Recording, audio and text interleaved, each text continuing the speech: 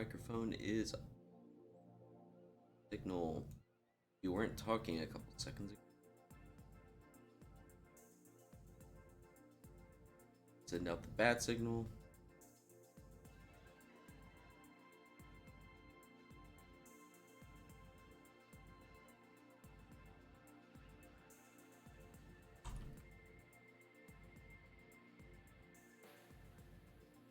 We are live. Okie dokie. So, a couple days ago released a guide for Tekken docs. Had some outdated information. I didn't much care for it. So, I wrote my own and wrote most of this, probably 90% of this, and then passed it around to some of the other bears that I interact with. What's good, Blaze? Passed this document around with some of the bears that I interact with on a regular basis. Went through meeting of the minds, just went through, corrected some grammar things, tried to format it, make it easy to read, easy to go through. Didn't want to have it too busy. Just make it easy for you to flip through and figure out what's going on. So we're gonna go through this, try to get through this relatively quickly. It's 15 pages, so try to knock this out. But the long and short of it is right here. So Kuma and Panda. I'm a Kuma main. I will play Panda. They're the same character essentially, except in Heat they have different properties. But the core of these characters is long-reaching attacks and short legs. So they create a lot of whiff punishment opportunities. Exactly, Blaze. Hunting Bear, a great defensive stance, going under some highs and some mids. Sometimes the highs can clip you out of the stance, Claudio while running too. It's on a case-by-case basis, but very good defensively, great for keep out. And very hard to deal with, again, in some matchups for some characters. Good chip damage, and the ability to delete chip damage with the Hunting Bear grab. It really puts a clock and makes your opponent interact with you. It's our main way to open you up since we do not have good load. Good Oki after combo. I'm sure everybody has been hit by full combo, 80 damage into Bear Jordan roll. And then you're stuck in a 50-50 guess. Good punishment. Great punishment, really. Forward 2-1, 1+2 at 13 frame heat engager. We have some utility punishment with down 1+2. The best launcher in the game, in my opinion. Down forward 2-1, good range, great damage. All sorts of stuff. Above average punishment, decent while standing punishment, good plus frames. Now, this hurt box is very good, but it's also a double-edged sword. It enables follow-ups that it enables follow-ups for some characters that they would not normally get, but also there are unique bear combos that you have to do. It's a different combo route. So sometimes the bread and butters for the characters will work against everybody else in the cast except for the bear. It's very nice sometimes if they don't know their combo route, if they aren't practicing it. You just get to take advantage of that and you get more opportunity to. Great comeback potential. This is a key one. Double edge, 1-1-1, down back 4, every other round stealing move you can think of. If the power lows hit, big follow-ups there. Salmon Hunter, these are just all great big tools we can use to steal rounds when obviously we couldn't before. And then the Okazemi again, just another opportunity, get back into it. 50-50, and it'll be life or death guessing for both sides. So if we look at some of that, I gotta click back in on the game. So, down forward 2-1. Does not hit from range 3, hits from range 2.8. And then back forward 2, range 3.3 pretty much. Just long range pokes. So the bears can play at this range, and a lot of ranges where characters like to play keep out. Warring Peacekeeper, bears will come in and do wall running 1+2. you know, they'll do that. But then on the approach here, you get moves like back forward 2, down forward 2 as a mid check. You know, just catch them coming in. Even the one jab, like the one jab hits from like a range 2.3, 2.4 even sometimes. And it's just great keep out tools. Long limbs, good attacks. And then you have moves like Hunting Bear Hold Back. You know, Hunting Bear Hold Back, as you can see here, when we're still and we're moving forward, we're considered crouching. But here we're considered standing. But if you look, you see how the head bows down here? That hitbox is actually getting lower as well. And it's an awkward hitbox too.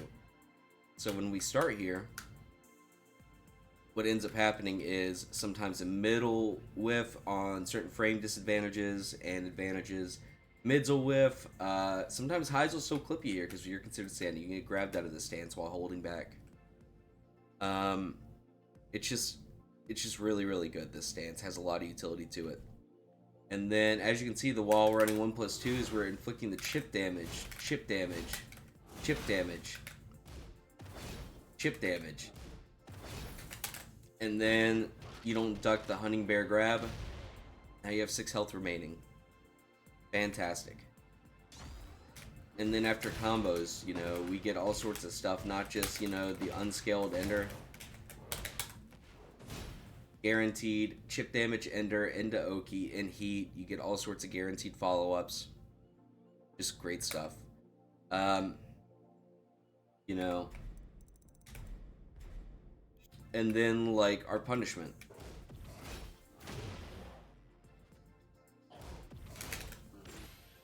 $50 damage on a power crush. 1+2 heat engager.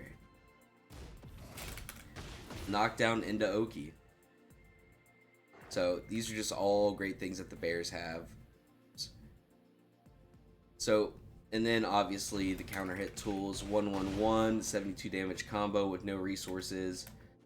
Down back 4, same exact thing. Even moves like Salmon Hunter. Guaranteed follow-up ender, and even on Kuma he gets micro dash rage art. So there's just great ways to steal rounds at the very end. Now getting back into this, character weaknesses, bad sidestep. See how big this character is? We do not move a whole lot.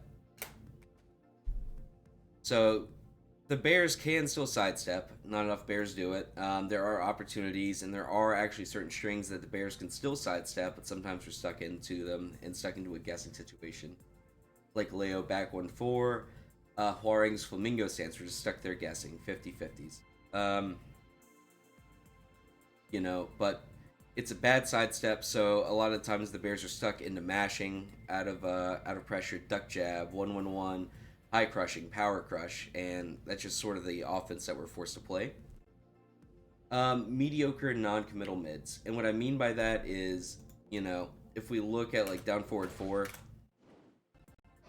it's from range 2.2, 2.3 it whiffs. It's the same range as our jab. It's a mid check. It's okay.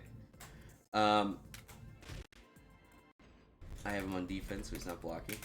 But -9, -9, -6. I mean, -9. All of our mid checks, you know, that we would use, and all of these are pretty linear. Like this has like okay tracking, down forward 2, but down forward 1, very linear. Back 2, very linear.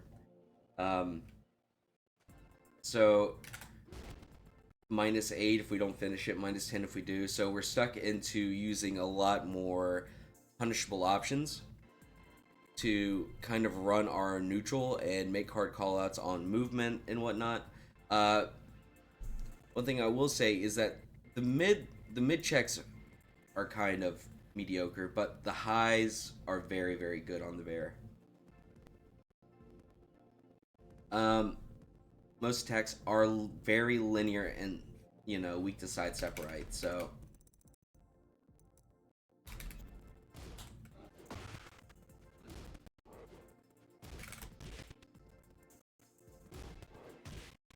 you know,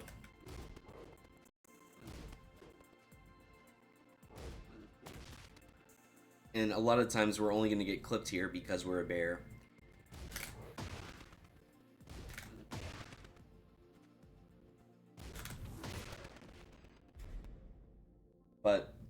in practice, like even at that +1, you are really.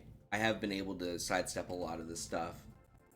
Um, the robot sometimes doesn't do it. Don't know why. Training mode is a little bit awkward, but it's also a bear. Howdy, C-Sticks. Most attacks are linear. Lack of good lows. So most of our lows are terrible. Down back 2, long reaching low, very linear, -1 on hit, uh, and -15 on block. Down back 3, very stubby. +1. It does decent damage, but it's slower. It's stubby. Down 4, I-16. Our generic down 4 compared to most of the cast is I-16. A lot of the cast has I-12 generic down 4 and launch punishable on block. Has decent enough tracking. There is utility in it, but it's also low damage for the risk. The power lows, especially in an offline event like down back 4, up back 1+2, forward 3+4, HPS back 1+2, all launch punishable. You risk your life every time we use it. And then moves like Salmon Hunter, they are slow, they are easy to interrupt. We have one good low with full crouch down forward 1 or full crouch down 1. Two different moves, similar properties, but not quite the same. But yeah, I mean, things like down back 2, down back 3, down 4, you know, they're stubby, they whiff. What's the range on this? Yeah, about 2.2. 2.2 is the range on down back 3. Very stubby, lack of good lows that you don't use consistently. So we're stuck into using a full crouch low.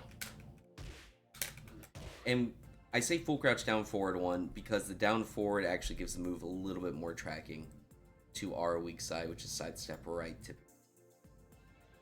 Again, the double-edged sword hurt box. Bear specific launchers, follow-ups, higher damage. Hello, Wumbo. Against the bear. But let's talk about the moves that we should be using. The one jab, my favorite move of all of bear kind here. The entire game runs through the one jab. It sets up frame traps.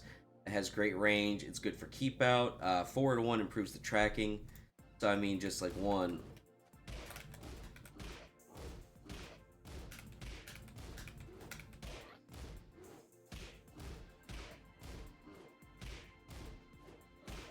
Just forward 1 just helps keeping you realigning. And then, you know, we have things like 1 and a 1-2, things like that. You know, some people like to step, stuff like that. So it gives us an opportunity to set up frame traps. 1, you know, you do 1, 1, 1, 1, and it just gives you more and more opportunity for you set up frame traps and get people to really slow down the game, get respect on the bear. The entire game runs through it. 1, 2, 1 to catch the steps. 2, 1 actually has really good tracking, so a lot of people that love to do sidestep button, like just this right here will catch them. You know, the only problem with the one jab is it's a high. It loses to, you know, ducks obviously, and then jab strings lose to like high crushing things. So moves like, you know, down back 4 and whatnot, you'll just get blown up. But that's fine. That's the life of the bear. 1-1-1 that we already talked about, which confirmable on the first jab being counter hit. High risk, high reward. So 1-1-1 -16 on block, 1-1 -15. If you are Twitch confirming it, it does give a punishment mix up for your opponent. So have they been confirming it? Do they stop at 1-1 if they aren't getting the counter hit? Okay, I'm gonna go for my launcher here. So, I mean, 1-1-1 so pivotal.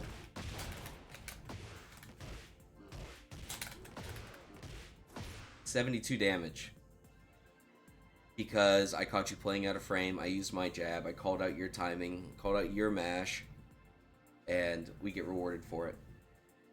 So, good move, very good move, fantastic panic tool, fantastic way to tell your opponent, hey, either frame trap me, play inside of your frames, and a lot of the times when your opponent plays inside of their frames, they end their turn quickly. You know, or they're giving up their turn entirely to deal with this move. They're like, okay, he's going to mash it out, I'm just going to hold back and block, and that gives you more autonomy. to run your offense. So 2-1. 2-1, high, mid, punish, I-10, plus 2 on hit, minus 3 on block. Second hit will hit crouchers, so a lot of people will duck after a first jab. It happens a lot. So you do 1 into 2-1. A lot of people duck. They stay ducking, and they're slowing their wall standing punisher. So then you get, the second hit connects, and you get that. Good poke tool, and it has follow-ups. So you have 2-1-3, high, mid, low. 2-1-2, high, mid, mid. And it's not a mix there. It's a very visible animation. But what 2-1 preys on is, and is 2-1-2 preys on people that take their turn immediately after a jab. So it's kind of like another G clef. When do they take their turn back immediately? You do 1, 2-1, and then if it's on block, people take back their turn immediately. 2-1-2 comes in and just tells them, hey, you got to slow down. You still have to respect me even after my 2-1. And then there's 2-1-3. This move has utility dealing with armor and whatnot. So 2-1-3 will come through. You can actually Twitch confirm this against some strings. So Jack has a couple strings that go into Gamma Howl. So you can 2-1 them on block and then Twitch confirm the 3 in case they try to bubble. Very, very good utility out of that move. Good tracking, decent damage. Get some plus frames with it. We take those where we can get them on the bear. We love that move. What do we got? Oh yeah, and 2-1-3. So 2-1-2 is not something I'd want to throw out against a Brian. Yeah, you can fuzzy that. Yeah, there's plenty of time. So 2-1-3, I-18, 2-1-2, 33. Absolutely fuzzyable. 15 frame difference in the two moves. Great question. So you have that, but 2-1-2 is minus 14. Very important to keep note of in matchups like Brian and Paul. You do not really want to throw this move out. It is a hard call out. And some people have a really dangerous I-14 punish as well, where they'll get 50 damage, knockdown into Oki. And then 2-1-3 you want to be really careful of using. It's minus 13. So in matchups like Kazuya and Eddie, they're going to get a full launcher on you. But that's 2-1. I love that move. That is a lot of my neutral. It's 1 and 2-1. 1 and 2-1. A whole bunch. Back, forward, 2. This is what pays the bills. A counter hit launching high that also wall splats. Incredible range. It's good for keep out. It's good for frame traps.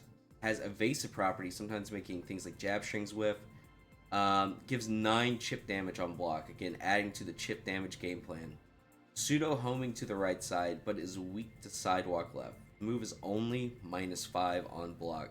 So it's a great place to start putting in your bear steps when people start approaching, like, oh, he's going to do back forward 2 into another move. So they approach, sidestep right, blow them up with twin pistons. We'll get to that move in just a little bit. Minus 5 on block creates spacing traps, because this move has so much pushback.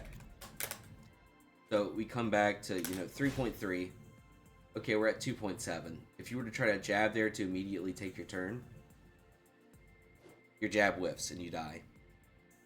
So, and especially if you try to do a jab string, so the classic is back forward 2 into back forward 2.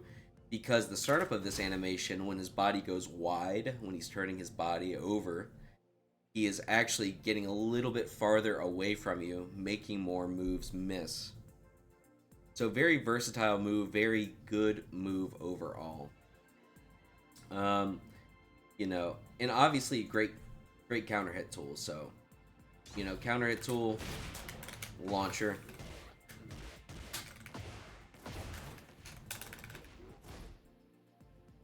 Messed up my ender, but you get the idea here. Things like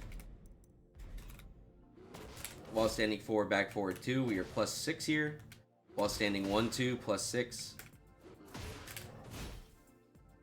Great place to put in a frame trap in case people like to mash, and it also catch people that like to sidestep when they are minus. So back forward 2 is going to catch a lot of people sidestepping to our weak side, which is sidestep right. Because to beat this move, you have to sidestep to our strong side, which is sidestep left. So If we go sidewalk left, well, we're bear, but every other character kind of clears that. Um, let's just try step. Let's see if step does that. No, just bear things. Yeah, every other character gets to kill us for it, but at range like 0 to 1, it'll you'll die for it. Back 1+2, I spam this move. I-18, high mid homing heat engager. Good range, advancing, so it's hard to get out of range of this move. You can also transition to Hunting Bear on block, making them have to do a mid check or taking the mix right there. It's fantastic in some matchups. It's a pseudo mid check against like Ling Xiao Yu and Zafina that go down to Tarantula that have all these high crushing, but the second hit of this hits so low.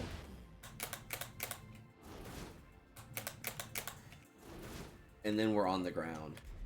So the second hit of that, very, very good.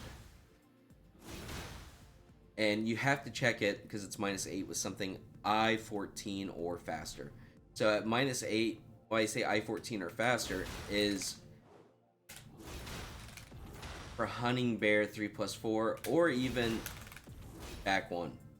So when you are -8, in order to frame trap that, you have to do something I-14 or faster in this instance. Great move, deals a lot of chip damage. It's dealing 12 chip damage. So it's going to put a clock even though it's safe. And then it also gives you interesting spot at -8. It's kind of ambiguous because it's like, okay, I want to check him out of Hunting Bear. A lot of the times it's going to end my turn. So I want to take a mix here. So then if we do Hunting Bear hold forward, we get to do low parry. If they don't know their mid check, this can be really dangerous because then it opens up moves like HBS 1+2. As we'll go under. And you can even mash out of it. Like, if they do not know their check,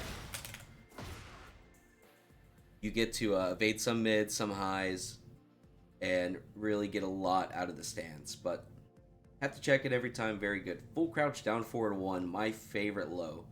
12 damage, non-gray health. No gray health, because it's a low. Lows and throws do not deal gray healths in this game. Available anytime in full crouch. So a lot of bears put this in the same spots. So if I set them to go into standing block, or Hunting Bear 1-2, puts us into full crouch, puts us into full crouch. You know, just stuff like that. Anytime we can do that. You get 5 of those, it's 60 damage. It adds up over the course of a round. Very, very good move. It's +2, so it's actually really good for creating spacing traps.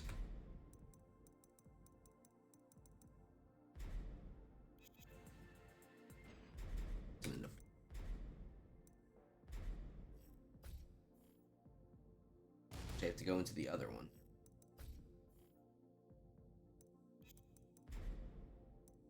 Select from while crouching.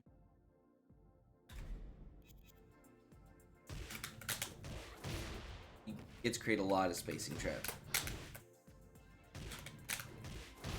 Stuff like that. Sidestep, backdash. You get launchers out of it. A lot of utility here. And it has good tracking overall. Big fan of the move. Full crouch down 4-1, so I pretty much just spam this move. That is most of my goal. And out of that, we get baits, we create whiffs into twin pistons, bear twin pistons. Just a quick, 74 damage with an unoptimal combo. Or you can take it into Oki. It's our I-15 Launch Punisher. It's -16 on block, so it's not a move we typically want to throw out in neutral. But, it leads to 81 damage with no walls, no resources spent. So if they whiff a move, you kill them. If they do something launch punishable, you kill them. It is Probably the bear's best move, if you ask me. It's very, very good. So up forward 3, I-16 mid launcher hop kick. It's a very, very valuable tool because, again, the bears have a mediocre sidestep. We can sidestep some things, but typically what happens is we're stuck into a guessing situation, and a lot of people will go for the low parry or whatever. There's a lot of jumping moves in this game, a lot of jumping lows, airborne lows, like can and whatnot. There's some moves on Huarang where I don't want to duck for, so I feel like instead of ducking, my personal thought process is, why would I duck when I can hop kick if I have the frames to do it? Become airborne on I-9, so you have 9 frames to yourself. You get to do a launcher. You get to launch them into Okazemi.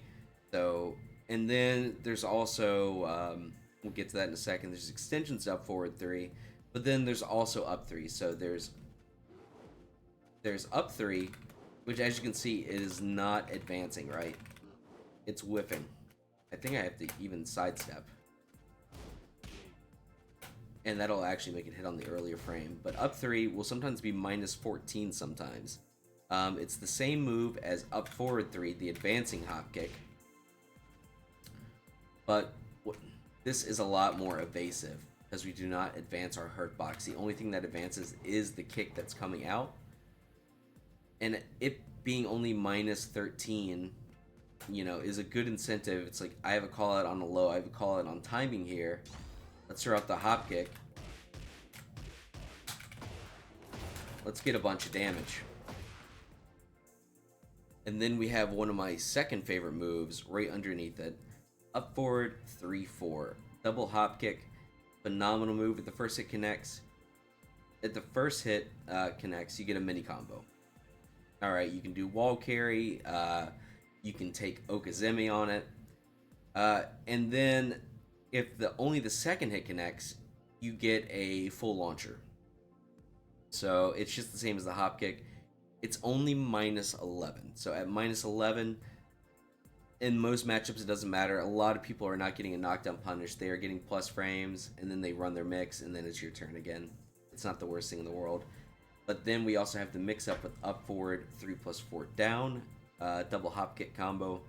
And if only the last hit connects, you are given a bonus attack with HPS 3+4, or at the wall, you are given HPS down forward 2, do a full combo conversion. So very, very good. So here's Can. You can take Oki. You can take wall carry. You can take max damage. And you get to do a lot with this. But also, like, if the first hit whiffs, you get your full hop kick combo. So you can take that for wall carry or Oki. And then... Alright, can you not do that, Panda? Can you not juke me? Rude.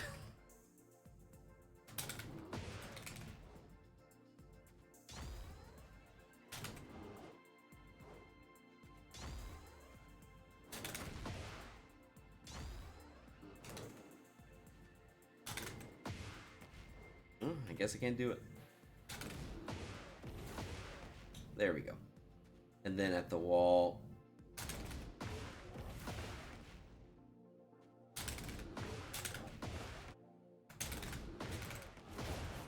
And then wall combo. So a very versatile string, hop kick, high crushing, does a lot. Gets you a wall carry, gets you Okazemi, does just about everything we need it to do.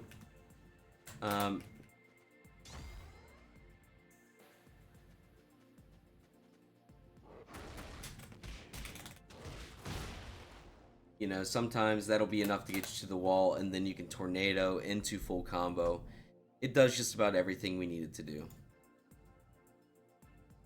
So moving on to the next one, while running 1+2, forward 1+2. It's a running move +3, 9 points of chip, and can transition into Hunting Bear. The move is linear, but if you delay the timing with additional forward inputs, it actually helps it realign. And as I noted here, forward, forward, forward, 1+2. Adding that space in there is actually how you get the move to come out quick.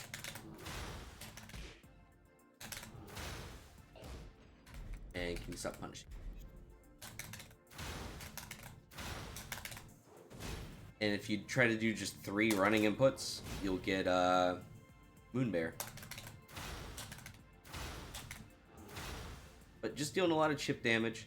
This move is phenomenal. It sets up for frame traps. People like to mash armor after, you sidewalk after, you get launchers. It creates a lot of pressure. People like to mash hop kick, HPS 1 floats. People like to mash crouch tap, HPS 1-2 does crazy things. We get a follow-up right there, 60 damage because they decided to mash, and that's without a heat. That's a full combo conversion when we are in heat. Very important move, very pivotal to the entire Bear arsenal. And then we also have moves like Sidestep 1+2, which puts you into Hunting Bear at +3. That's up for the same frame trap. -3 if we don't go into it. And if people are loving to armor after, you can just not go into stance, sidewalk. But really, it really is also inflicting 9 chip damage. It's creating a lot of pressure on them, making them want to press. If they duck jab, they get counter hit, they get punished. If they, try to mash it down forward 1 to deal with the Hunting Bear, counter hit launch on trade. HPS 1-2, plus frames, charge move, make them deal with the mix there. Very, very good move. So back one, -13 on block power crush. It is a premium move in some matchups where they do not have a great answer to, where they do not have a proper 13 frame mid punish. So characters like Asuka, characters like Dragunov, where they just get a small poke and plus frames, where pretty much they're in a punishment mix up every single time they want to punish this -13 move. And every single time that they go into Hunting Bear, it's -13, but I think I already have her set to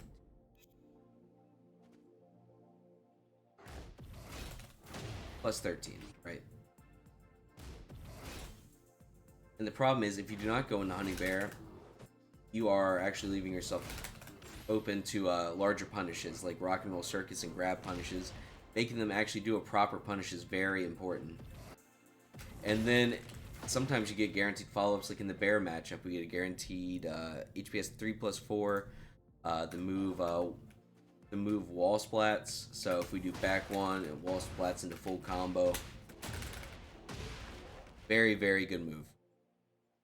It is sometimes it's our only answer to get out of pressure. And in matchups like Quarrying, where we're just trying to get him out of Flamingo, where we're just trying to take back some of our frames in our turn, we are forced to use this -13 move. But sometimes it's good for us because it makes our opponent slow down and just start blocking. HPS 1-2, we touched on it a little bit, but very, very good move. There are 3 levels of charge to this. So, uncharged, half charge, and then full charge, where we get a full combo.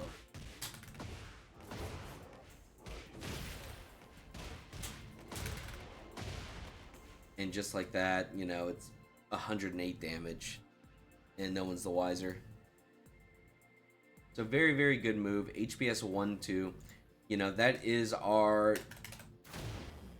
frame trap after moves like sidestep 1+2 or wall running 1+2. We get our 58 damage right there into +6, into back forward 2 frame trap.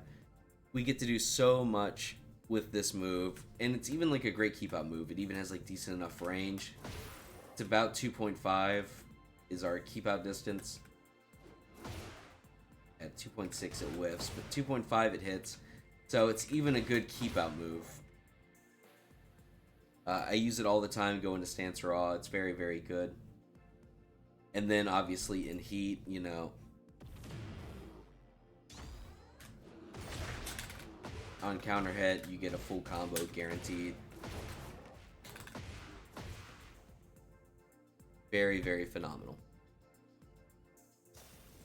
Hunting Bear down 1+2. I-16 mid counter hit launcher. Instant tornado. -3 on block.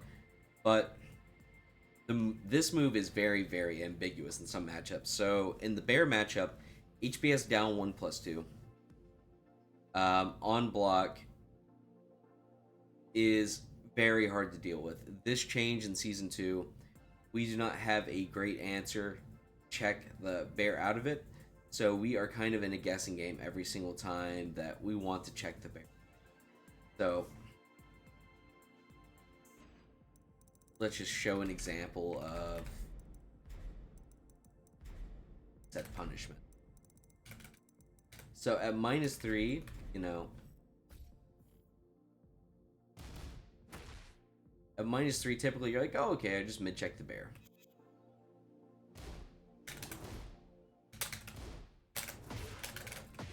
You know, it's like, oh, well, that wasn't the answer.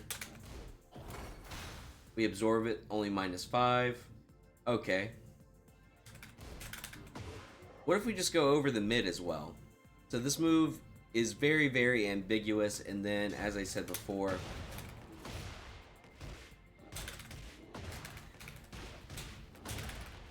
full combo, million damage right there, because you decided to mash at the wrong time.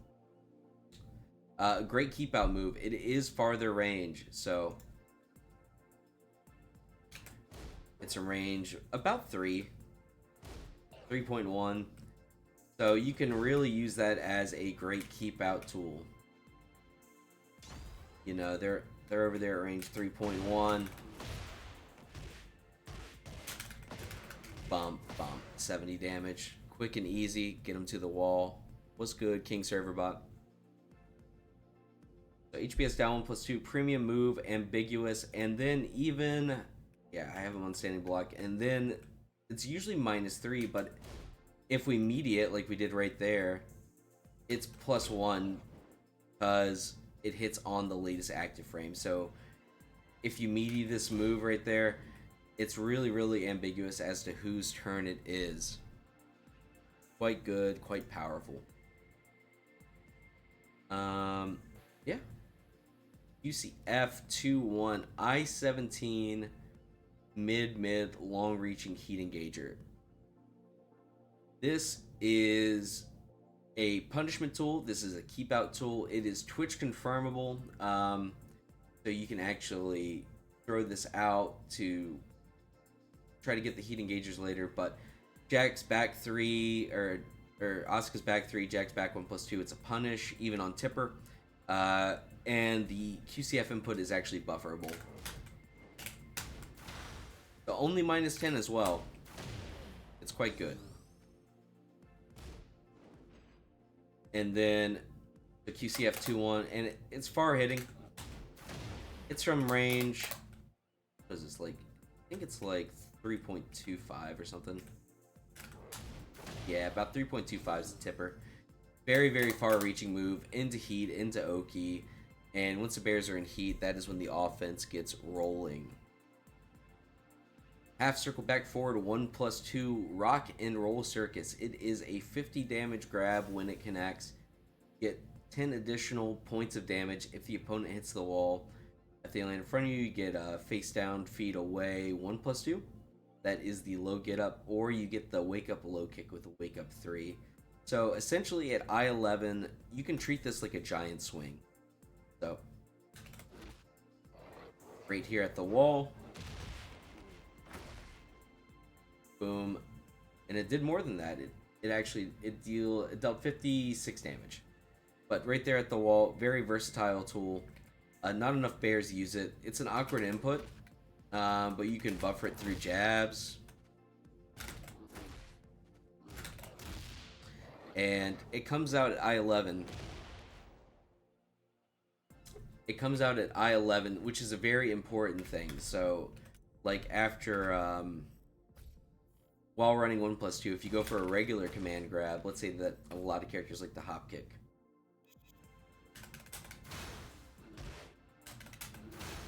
They hop kick, right?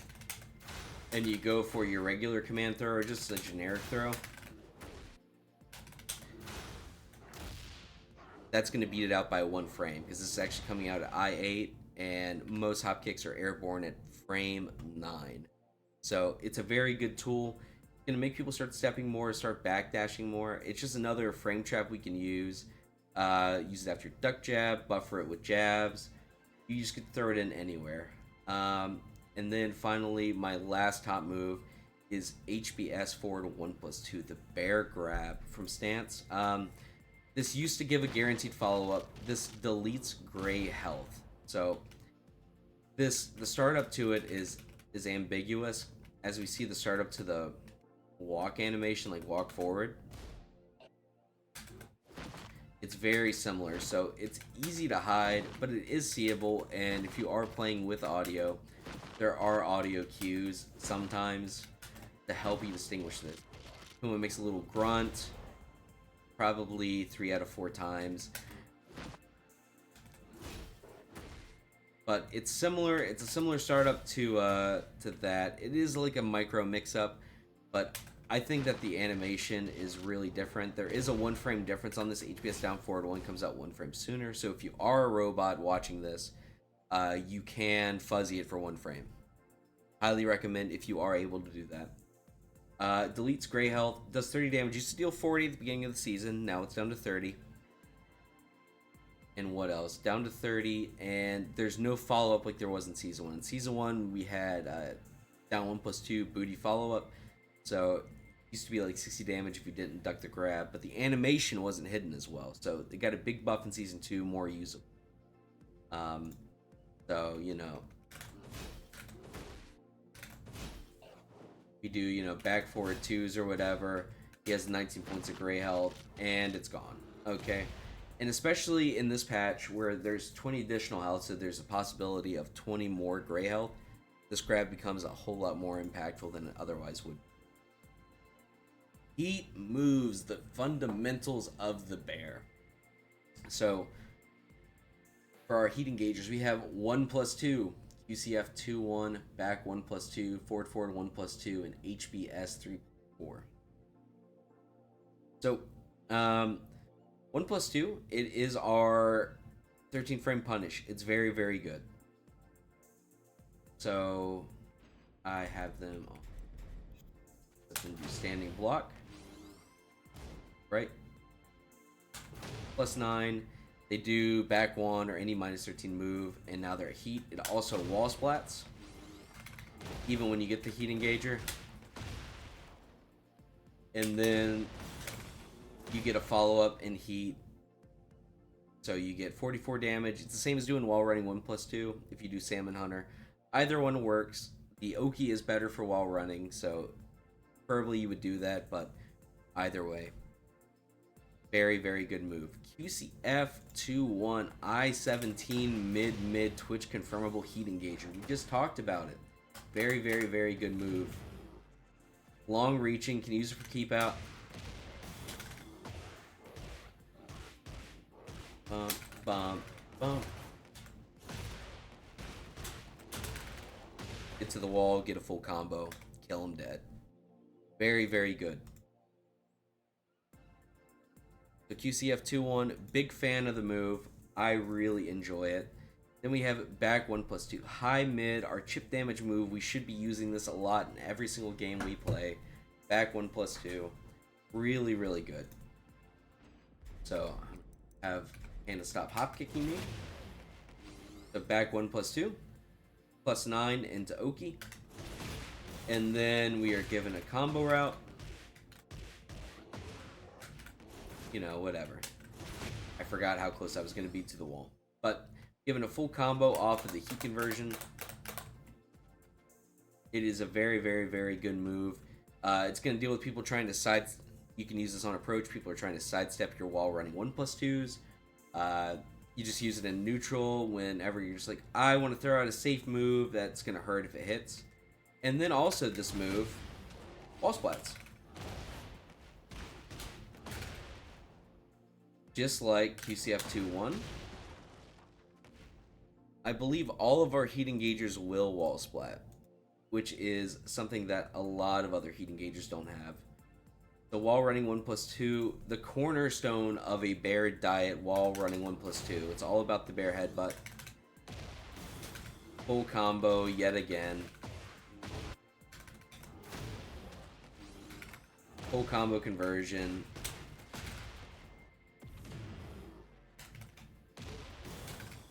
It does it all. It does chip damage. It's our approach tool. It gives us plus frames. It gives us full combo. It gives us even more plus frames if we dash after.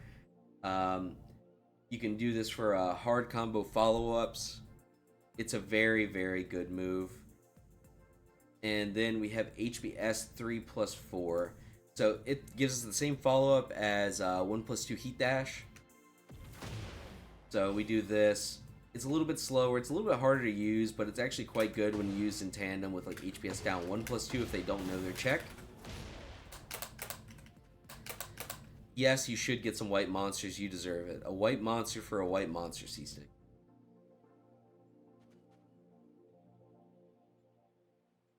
So here we go. So that's all the generic stuff. So let's go into Kuma specific heat. What does Kuma get?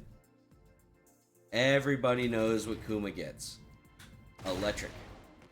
Electric, electric, electric, right? So let's go ahead and set active heat. So electric, you can buffer the input. You can do a cheater input. And this will deal more damage.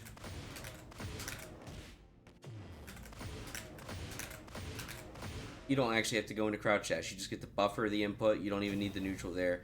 Complete cheater input. It does the full damage, or you could do the simple input of heat down forward 2+3.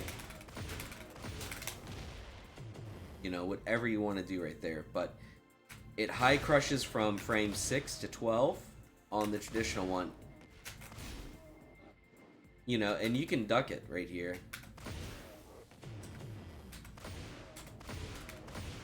So you can get instant high crushing on frame 1 if you use the 2+3 bind. And then you don't have to worry about, oh, dang, I didn't have enough plus frames to instantly duck it. You can duck it manually. And C6, I'm sorry for your loss.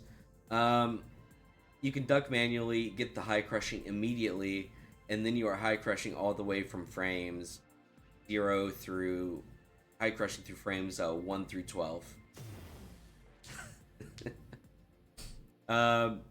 And then there's also down forward 2+3. So similar move, not the same. This has additional properties.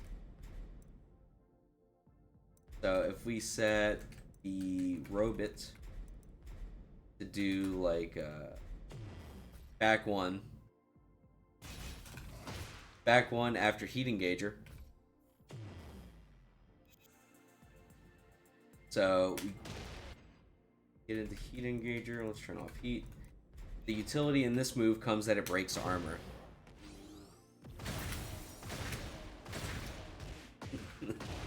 And then we get a full combo. So it breaks armors. It's actually quite slow, so it has a lot of utility in matchups like against Raven. Against Raven and whatnot. Because it's so slow, you'll actually, their parry will whiff, and then you'll get a launcher. It'll beat Clive parry, it'll beat power crushes after heat engager. A lot of utility in just using it, and it does chip damage, so if we set the Panda Bear to block,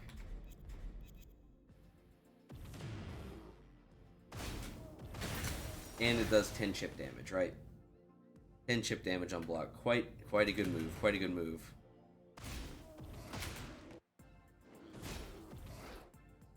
You know, big fan of the move. I quite like it. And then we have his Heat Smash. This Heat Smash was nerfed into the ground. So, back in the day, busted, right? Now it's +0. Even at the wall, where it used to give a wall crumple for +22. It gives nothing. We have nothing. It whiffs to micro sidestep right. So if we have them set the sidewalk or whatever. Actually,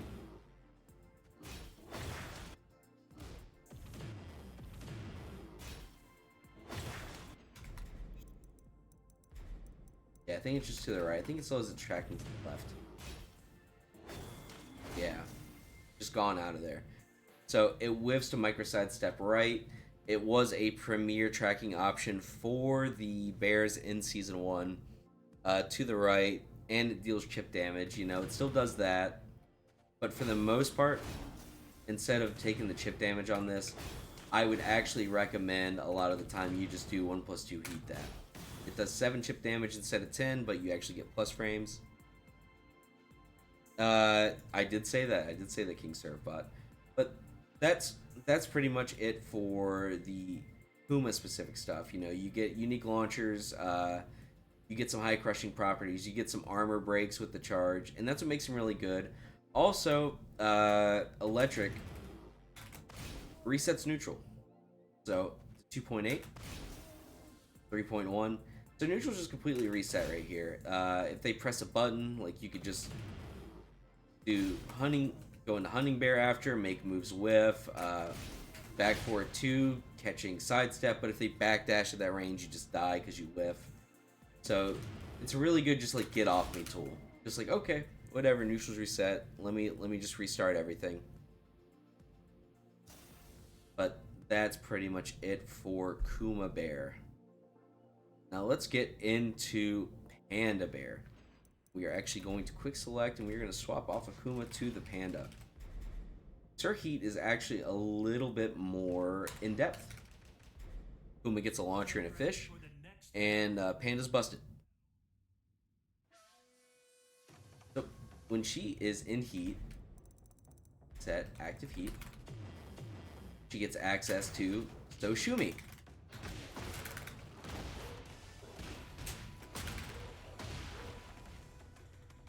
So, and then even in neutral, right?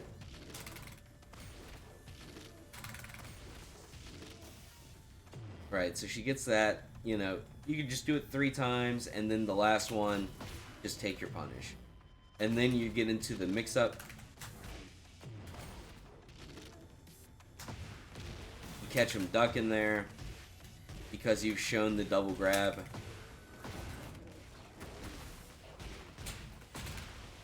And you get mental frames on top of it. You get robbery ability with that move. The move is really, really crazy. Really quite good. So Shumi is a very good move, but you get 3 of them, but essentially it's an I-15 low, if you think about it. I-15 wall splatting low, it's like a hell sweep, if your back is to the wall. That's one way to think about it. It is quite linear, so I think it's linear to both sides. I don't think it really has a preferred side. Apparently hits the bear going left. I've definitely been stepped both ways from it before, but quite a good move. And then we have Panda's other heat option. Up forward 3+4. Shooting star +12 into a sit mix. So out of sit, she can loop this move, just going back into it. Heat roll will just automatically align. Sit 3+4. Catch them trying to step. Set 1. +4, sit 1-1, a mix of they block the first low, and then sit 2, a launcher, and that will beat rage arts. That will not beat armor, however. So, very versatile stance. It is option selected, you know, 4 out of the 5 options with armor, but you still, but on counter hit, +9.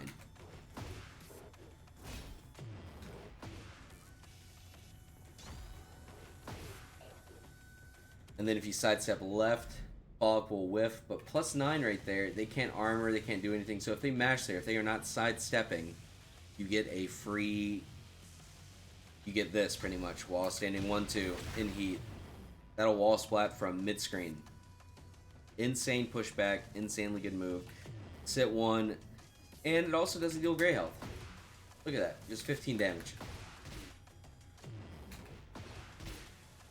29 damage. 29 damage right there, because you didn't block your legs, and you tried to mash through it. They're really quite good. A lot of punishment mix-ups. So, and then her her last thing, obviously, is her Heat Smash.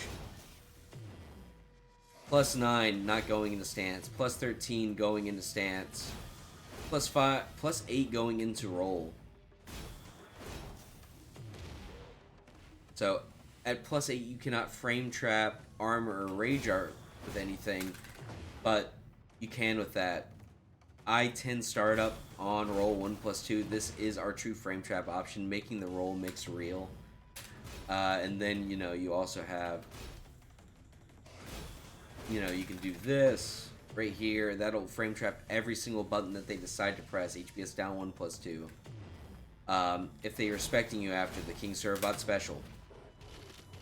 Our Heat Smash is very versatile, and it even has like really good tracking to both sides. It's not quite homing. It's very close to being, though. I've seen it hit at some crazy angles, but I've also had it step a time or two, so I'm not going to quite call it homing. Standing Punishment. This is where the bear makes their money. So everything 11 and up is quite good. 10 frame, very mediocre, but it's quite good for the bear. It's good for the bear, but a bad 10 frame compared to the rest of the cast. So we go over here, and we have 2-1, our 10 framer, and I need to tab back in. 2-1, our 10 frame jab. Let me turn off this heat, so it stop making that.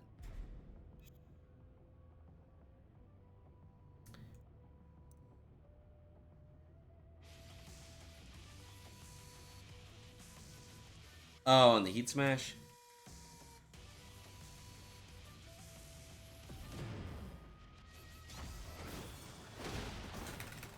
Yeah, you also get that. Yeah, where the first hit of the Heat Smash was to the wall, but getting back into it. Our 10 frame punishes 2-1 plus 2 frame traps into itself, and you see how the second hit of the 1 realigns on the sidestep. That's what makes it quite good. So sidestep button loses to this. They have to continue sidewalking as a normal size character. So 2-1 into 2-1, quite good. We went through the string mix-ups earlier. It's a pretty decent move. 2-1, 1 jab, you know. It's quite good. I really like 2-1, and it deals like a decent chunk of damage. It deals 21 damage. It's not the best, but it's something. And then coming up after that, we have Rock and Roll Circus. We showed that is the premier punishment. The premier punishment for power crushes. And I am on leverless, so my rock and roll gets eaten sometimes. But 50 damage, deals extra damage at the wall. That is usually the best option for power crushes unless they are at the wall. And then we have our 12 frame forward 2-1. I-12 knockdown wall splatting option. Moon here, I think Panda is like middle of the pack. Forward 2-1 wall splat into full combo. So then we have forward 2-1 in neutral. And I cannot do Buffer Man. There we go. You have Oki options. If they decide not to get up, if you confirm that they stay on the ground, you get booty. You can do Bufferman slide. That I can't do. There we go. You can do a slide at full screen. You could do Bear Jordan if they decide to tech roll. There's a lot of Oki that comes with this, and then the wall splat is just a bonus. So for our other 12 frame, we have down forward 4. We have a 12 frame little mid poke. It's a utility punish. Sometimes you want to use it because you don't want to go into heat against like the bear, or they do back 1. You don't want to go into heat that early. Make them go into it. 1+2, already talked about this a couple of times. Heat engage, wall splat, gives follow-ups, does everything. Great move. Love this move. I-14, we have two punishes. Down one plus two is the only one I'm going to consider a real punish here because it is a utility punish. So against characters like Reina, her while standing 4/4, her tsunami kicks are minus 15. But when she is in heat, she can go into stance and then parry your while standing launcher, your down forward 2-1. So down 1 plus 2 is always the punish there. It's not a mix up punish where you have to hop kick or do something, like really slow and like quite risky. It's just always the punish. But it hits grounded, it balcony breaks, it wall splats, it does it all. It got a little buff, it deals a little bit of extra damage. It's 27 damage, so it's like not that bad. It deals 2 more damage than our 1 plus 2. So there is that. And then there's down back 1 plus 2, which can go into stance at +4, or you just take your +4 while standing. Down forward 2-1. So down forward 2-1 is the premier bear punish. This is what makes a bear and why it's even half decent. Launcher into full combo. Into Oki, into whatever. Premier. And if you have proper punishment and they throw out something launch, and that is how the bear gets its wins. By just properly punishing and whiff punishing with down forward 2-1.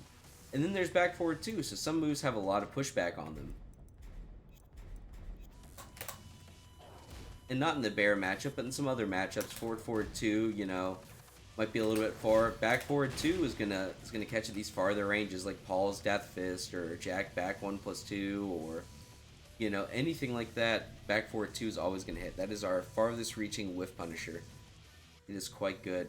At 17 frames, we have QCF 2-1. Again, that'll hit Jack's back 1 plus 2, Asuka back 3. So we go back into, and it's delayable, minus 10. Really, really good. It's like, okay, it's like at range 3.2, you're over here, and it's just like, okay, they whiffed a move. We can QCF 2-1. Even if we're late, we're not launch punishable like we are with Twin Pistons. We get a heat engager opportunity. We get plus frames. And then we have a forward 1 plus 2, 1 plus 2. I-18 Instant Tornado Launcher. This is our preferred punish for moves like June's back 3, Asuka's back 3. It is our preferred launcher because sometimes, depending on the range, DF2-1 will whiff. So, forward 1 plus 2, 1 plus 2, instant tornado combo with an extra hit. It's going to be the same combo route as face up, feet towards, down 1 plus 2, sit 2, because it's a launcher with an instant screw immediately after.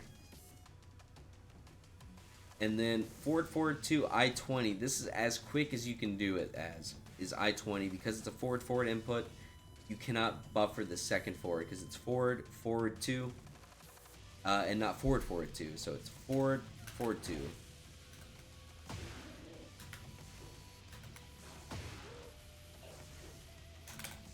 So the quickest you can get this move out is I-20, but it's also a great whiff punisher.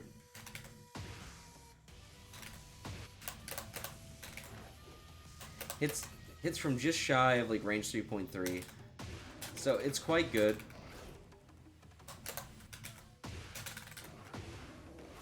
And I guess that combo route does not work on the bears. I have to learn my own bear specific combos, I guess. I don't really use forward 2 that much. It's also not a terrible move. It has crouching frames in it, so it has some high crushing properties. It's quite good. And then it's a utility launcher, is back 3 plus 4. I-22. It deals the same damage as Twin Pistons, but there is times where you'd want to use this move over Twin Pistons for your launch punisher on whiff. Sometimes there's moves like Fakaram forward 2-1-2 with Garuda. When you sidestep that last hit, right there, Bear Matterhorn, back 3 plus 4. it will help realign right there and always hit. Sometimes twin pistons, when you're trying to whiff punish certain moves, it'll be off axis. So there is utility in that punish, but 90% of the time, if we're using this, you could use twin pistons. While standing punish at I-11, we have while standing 4 +5 on hit. Quite a good move. So +5 on hit, leads into frame traps, and this move actually hits grounded. It's quite good in that way. It will whiff against AOP, but if someone wants to lay down on the ground and you're low parrying for the low kick, you can just do while standing 4, it'll hit there. But decent range. It's actually a decent mix-up with full crouch down forward 1. And then people like to step after while standing 4 on hit. You know, back forward 2 will catch that. It'll catch mashing. Really, really good. Decent enough damage. 20 damage on an I-11 punish. Not too bad. While standing 1-2, a lot of versatility in this punish. So you can actually do a lot. So while standing 1-2, I-13 +6. You can go into stance. +21 right here at the wall. You can go into a grab. You can go into hunting bear stance raw off of this. If they're trying to low parry, they can. If they're trying to hop kick or mash, they can't. They don't have time to step. They're just sort of stuck in the mix right here. While standing 1-2 also leaves you at +6, so we get back forward 2 as our easy frame trap. This is going to be the basic until they show they can start ducking it, or until they start armoring after our plus frame. Really, really good moves. A lot of versatility. And then we have while standing 2. This is our I-15 launcher. I-15, so, you know, if I were to do down back 2 right here and that get blocked, be while standing 2. That same combo route as our hop kick. Same combo route. Really quite good. I-15 is a great launcher to have. And then, so for I-17, this is a max range utility punisher. So you can QCF 2-1 from full crouch. It is bufferable from full crouch. It is a little bit tricky sometimes, but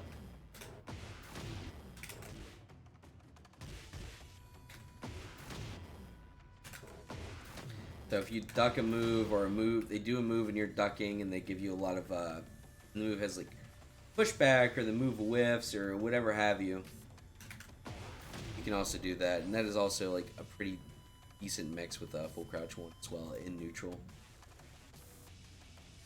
Forward 2, this is our max damage resourceless punisher.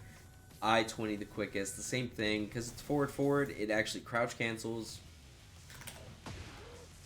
And you can actually use this for stagger lows. We set him to defense.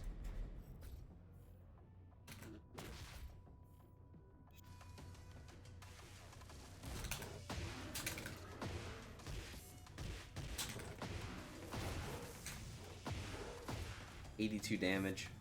Really quite good. But then we have our other punish. Our other stagger low punish.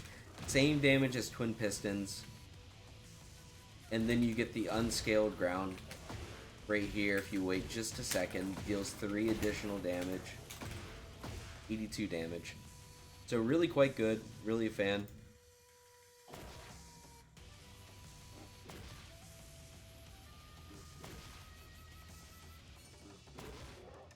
And that does it for our punishment. So let's talk about frame traps. These are just some basic ones. And you are going to stop spinning at me. Thank you. So we are going to set him on punishment. And we are going to set him to do jabs. Good enough. What's up, Blaze?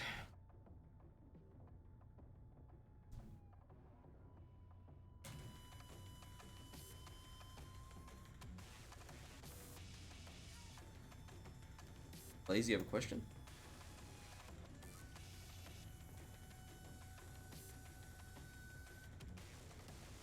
I'll wait for it.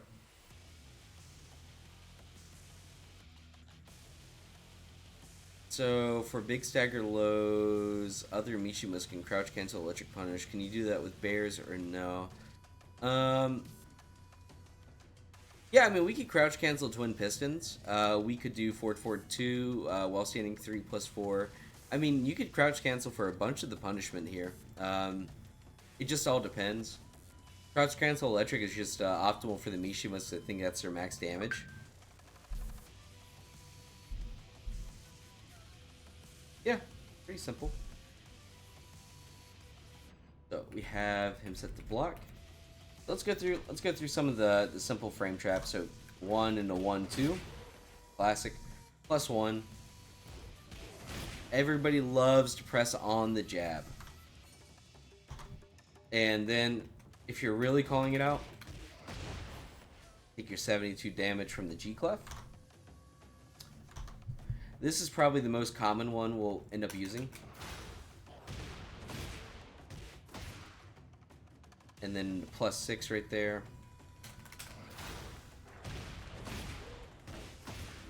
And then your +20 because they decided to mash the wall into a mix, into 1,000,000 damage.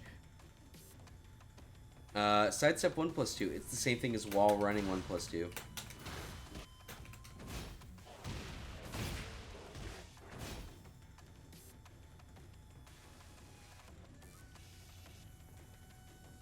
So we have while running 3 into back forward 2.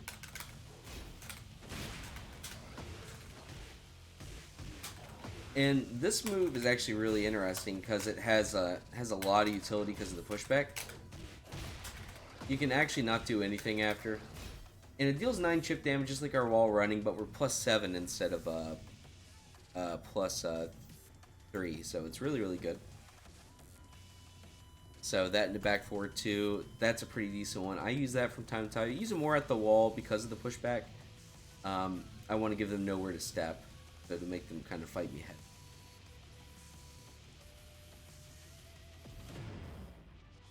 And that is a Kuma only thing, but that is electric into down back 1+2, so you are +8 into down back 1+2, which would be the same as. So you can get a heat engager there. You can also classic one there because that trades with an animation that's going to be so slow. We're actually just 2+ or +15. You have to be on it though. So the same thing there. Electric into back forward 2. And then during heat, this is actually a frame trap. So, and he was not set to block.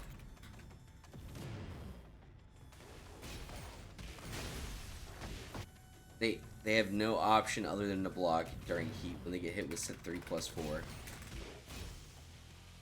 So if they try to mash through that, they just can't. There's no option for them because they take the minuscule amount of chip damage. And they take 10 damage overall. So they'll get hit by the chip damage and then the regular damage from the special mid-heat.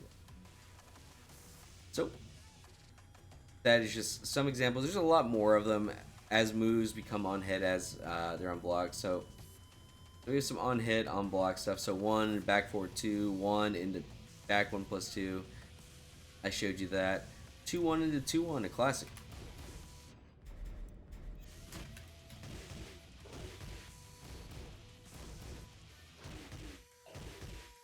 And then 2-1 down forward 4. If it trades with the jab, we're +5.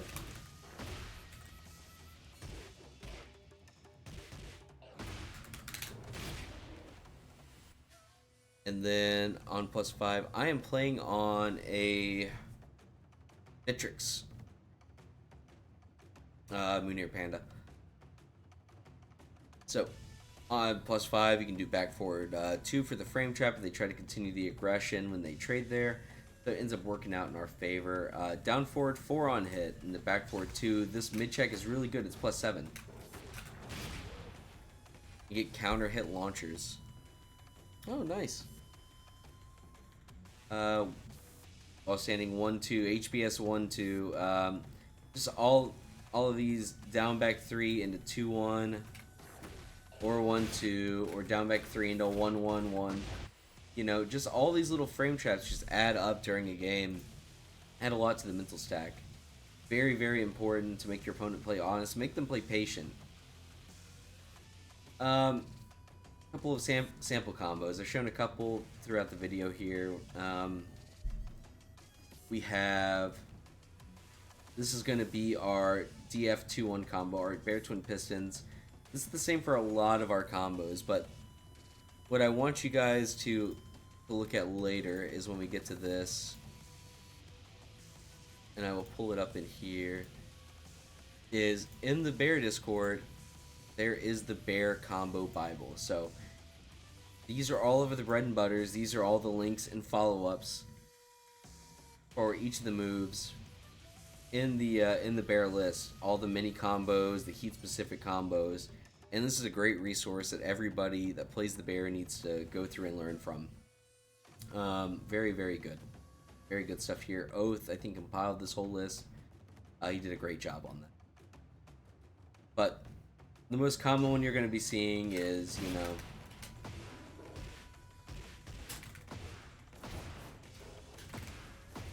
set 1, 90 damage on counter hit with back forward 2. Really, really good. And then there is, you know, our hop kick combo, which comes up quite a bit. Just back 2-1, back 2-1 down. Up forward 3, back 2-1. It's eating my inputs.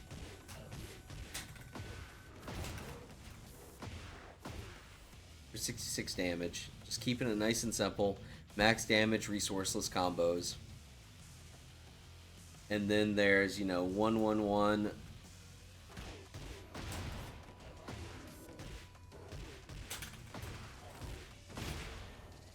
And it does one... No, it does the same damage. Forget, you have to micro dash with the bear. Do that.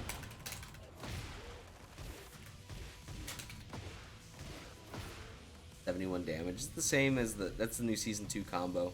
So both of those all work. There's a lot of combo variations, and there are pros and cons, even if they deal the same damage, to use both of them. The pro to the second combo route, the Season 2, even though I'm more prone to drop it because I'm not that practiced in it, is that it has better wall carry than the first one. But a lot of the times we are activating heat and we are just doing our combo route. So let's look at some wall combos. Let's talk about getting the most damage that we can. So I have a bunch of different wall combos here, and they're all situational. Every wall combo is situational, and we have to be very attentive when we are doing our wall enders. So 90% of the time, you're going to see a bear, he wall splats you. He goes bump, bump, bump, booty. That's the wall combo. Down forward 1, 2, and then max delay it. And as you can see, before the 1+2, there's about 30 frames. About 30 frames of delay I have right there between the down forward 1, 2, 1+2. Max delay right there. Very, very important we get that delay down. That is our wall combo 90% of the time. But sometimes we are a little bit off axis to the wall. And then that's where these other combos come in. So, like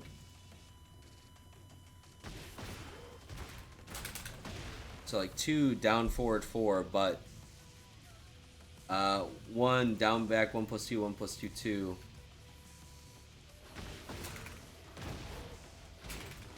I just mashed the 1+2 bind right there, keep it simple, but that's the actual input.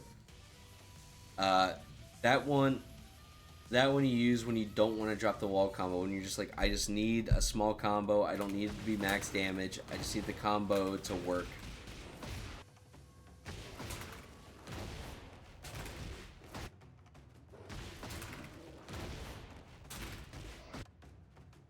Apparently I can't do it. There we go. So, just mash it out. We want to do a simple combo. Down back 1+2, 1+2, 2. Quite good. Back 2-1, down 1+2, another classic.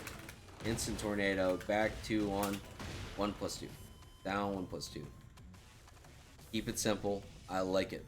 It's, you know, they're at low life. We want to make sure we always get the kill.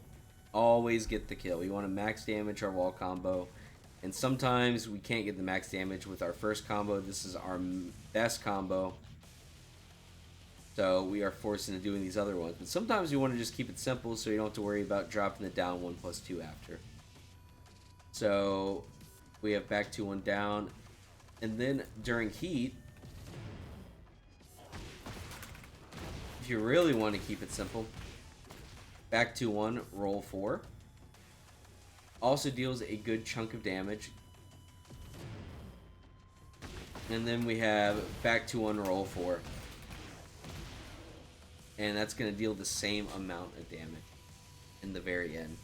That spike at during the heat roll is what guarantees that.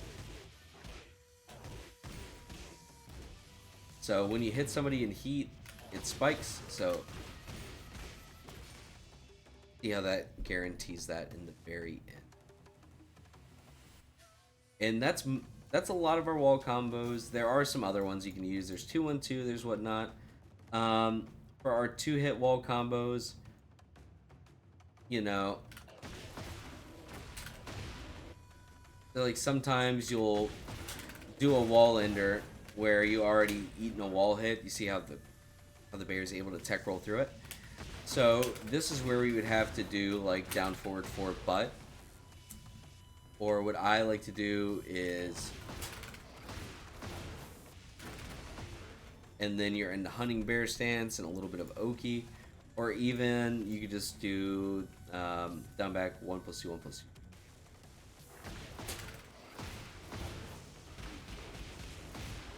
Keeping it nice and simple. Yeah, that's about it for wall combos. Those are the easiest options. Now wall carry at the end of combos. So we're just gonna try to do this heat list. I think let's try right here. So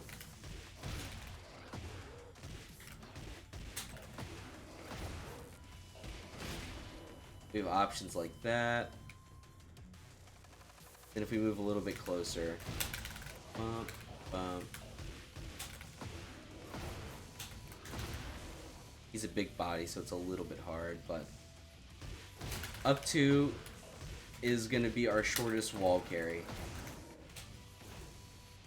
that we have out of this list. And this list goes from farthest to shortest. 90% of the time in our wall carry list here, you are going to use 1-2. 1-2 is going to do about 90% of this. Back 2-1 is also good because it advances you, the bear, closer to where you're trying to go. So sometimes it makes the timing easier to actually get the wall combo.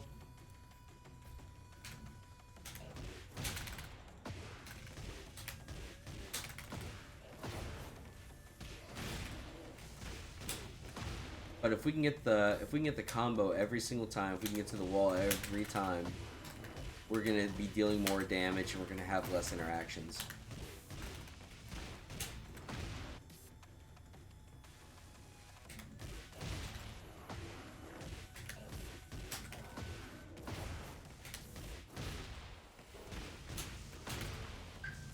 And then sometimes we need the like really far wall carry. And that's even too far, but that's going to be even our farthest wall carry. It's a deep dash, up 1+2, HPS 1, up 1+2, down HPS 1. Cannot be done after the heat burst. So what I would recommend for everybody is if you do not need the heat burst, I would recommend not taking it and trying to using it as a defensive tool to reset later on, or using it, getting the whole piece of the pie with the heat engager, because we have a lot of ways to get into heat. While running 1+2 clips a lot of things. It's quite good. And then every now and again, forward 1+2, 1+2 can be max damage. I've never been able to get a wall combo after this. I've only been able to get wall running 1+2, but I've gotten a clean wall splat into like wall explosion. It's very situational. I was 50-50 on putting this on the list, but it comes up from time to time. My nose is... So, Okazemi. What the bear is terrifying with. Everybody loves some good Oki.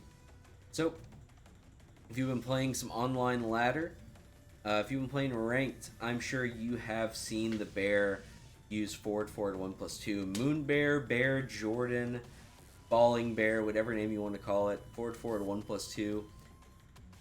In heat, this will give a guaranteed roll mix, or without heat, it's going to deal 9 chip damage, and then it's going to leave them +8 on block or +5 into roll. But if they're in heat, the roll mix is completely real. So let's actually make some distance here. Up 1+2, HBS 1.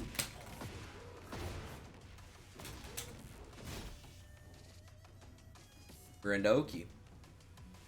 So where we use this is after the tornado or after the spike from the heat burst. So we can do this with heat. You can do it without a heat. Either way, you do this with heat. You can do down forward 2. That doesn't work if they hit the wall. But if we can get the wall, we shouldn't be doing Oki like 90% of the time.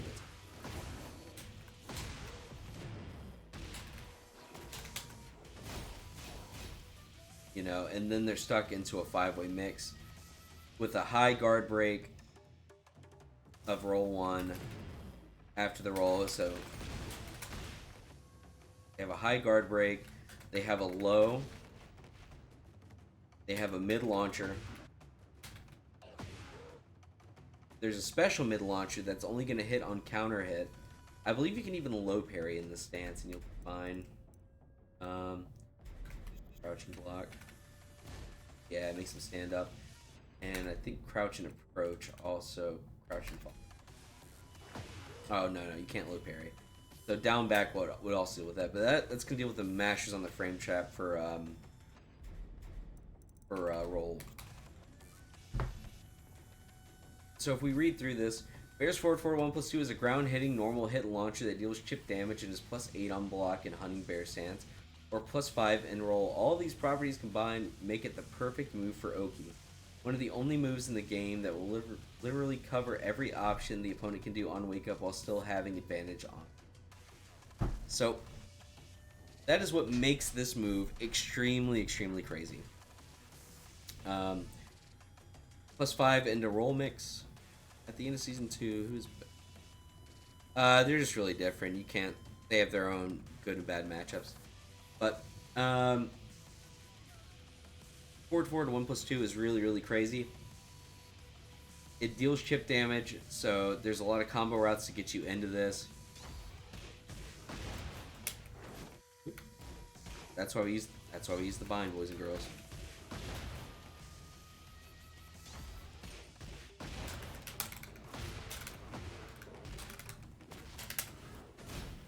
So you can get into Moon Bear off of combo routes like that. Straight into Oki. And then this is going to cover every single tech option. And then, let's say we tell them not to even tech roll. Let's say that they decide they're going to be cute and try to like do like wake up kick, right?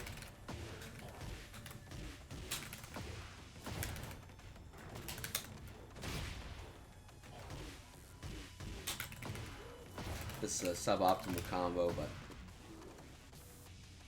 so they decided to do wake up kick to get killed for it. Pretty much the only way that they have to deal with this option is to just stay on the ground, take the meaty hit to not guess. He still set stand up, but was to take the meaty hit on the ground, take the grounded damage. Hold back to get up, and then like do like sidestep right duck to not deal with the mid options, and then that's going to cover. And then you can either float the roll 3, or you can duck the roll 1. So that is like the only defensive strategy you have to not be in a pure 50-50 is to take the bonus damage staying grounded. this comes up in a lot of different moves, actually. So, yeah, up 1 plus 2, HPS 1, down back 4, forward 1 plus 2. You can do this here. You can do it after Twin Pistons. You can use Moon Bear in so many different situations. It's really, really good. Really big fan of this move. Salmon Hunter. This is actually my favorite move because it's really, really weird. So, up 1 plus 2, HPS 1, back 2 1, Heat Burst, up 2, down back 2 plus 3. So, 1 1 1. And not give me my up input. Up 1 plus 2, HPS 1, back 2 1, Heat Burst, up 2, down back 2 plus 3. So that's going to deal additional chip damage, and then you get the Salmon Hunter Oki. So Salmon Hunter full charged, and I would like you to block all. Thank you, thank you. Salmon Hunter full charged is -4 on block. So -4. And that leads us to an interesting situation. So on a lot of characters, you know, you block a low, you press while standing 4. So for example, you can do sidestep launcher. It's a really, really good tech trap right there. Just to know, just see if they know, or even back 1. Back 1 is quite good. So you know, you do Salmon Hunter, back 1. So it's really good Oki. So even after the combo, they block the big low, right? You do combo, they block the big low. Bump bump. Up 1, 2, HPS 1, up 2. Back 2 plus 3. Salmon Hunter. Alright, so if they go to do a wall standing 4 right there, you have the option to do sidestep right. Try to launch. You get down forward 2, and then confirm the animation. There's about 5 frames that you can look for a whiff and hit the 1. So you can do.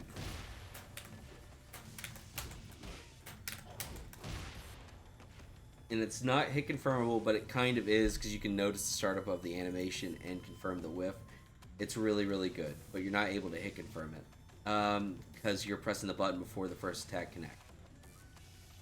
So this gives you a lot of utility. It deals the chip damage, and then some people just stay on the ground, so then you're going to hit them for big, big damage. Sit 3 plus 4, so in heat, after the wall combo, or for the wall combo, you do back 2 1 forward while standing 4. So back 2 1 heat roll, get the ground spike while standing 4, and then you do down 3 plus 4 3 plus 4. Sit 3 plus 4 forward becomes a plus on block roll mix. Since it also hits grounded, it will cover anything the opponent can do. However, it can be floated and can be floated with kip up or tech roll heat burst. So another tech trap right here.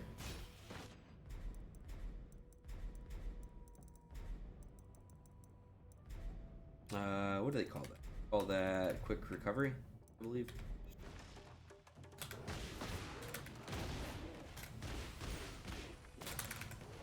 And that's what'll happen. You can kip up. But like if they just do oop, old habits die hard.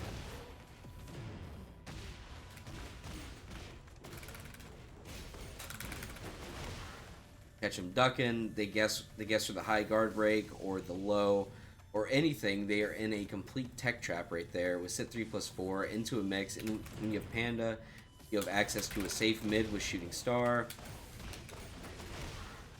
You know, and you can really delay your timing. You can just do roll into stand up or roll into hunting bear.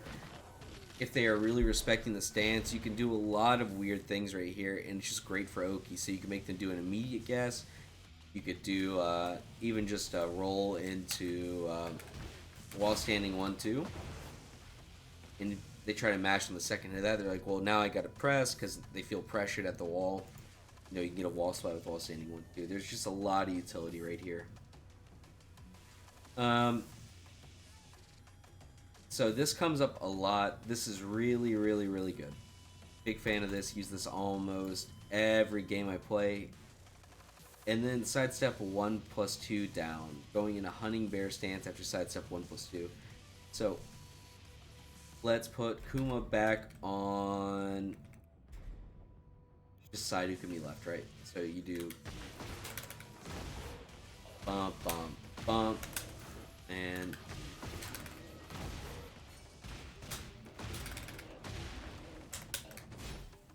+3, Oki, chip damage, all that good stuff. Bump, bump, bump, booty. If they try to kip up, get a full launcher. The bear back turn launcher is a little bit whack, but it is what it is. But if they try to do kip up right there, sidestep left 1+2, it's going to have a little bit more evasion to the kip up and the wake up kicks. And then you're also going to get behind spring kick a lot of the time. So you're going to get a full back turn launcher, or you're going to smack them down into your guaranteed hunting bear, follow up. So if you hit them back turn, you get HPS down and forward 2. If you just hit them front turn, you get HPS 1, 2. And if you spike them, I think sometimes you can get HPS 1 or HPS 1+2. I think it's like wall angle dependent too, depending on when you smack them down. But full combo conversion. It's a character by character basis. The women have a different back turn combo than the males a lot of the time. So like against women, a lot of times you get up 1+2, HPS 1, back 2, 2, 1. I think against the males, you're supposed to. I think you get like HPS 1, back 2, 2, 1. Or you just do immediate back 2, 2, 1, I believe, and that would work as well. All right, we are going to take 5. I will be right back. I have to use the little boy's room.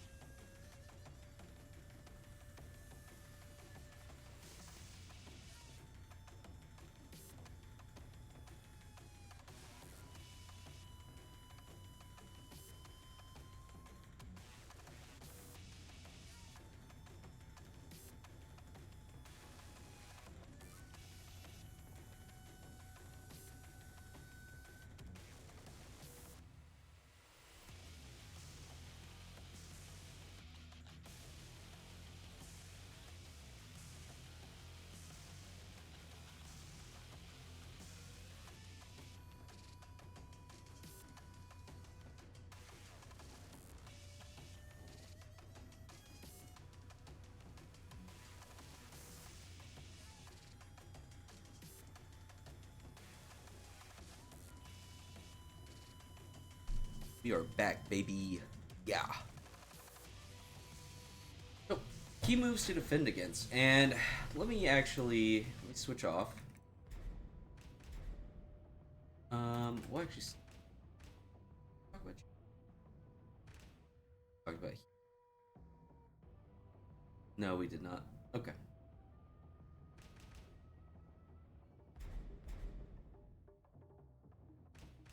And let me select somebody that can actually sidestep. We'll just select somebody with a regular sidestep and I know his punishment. So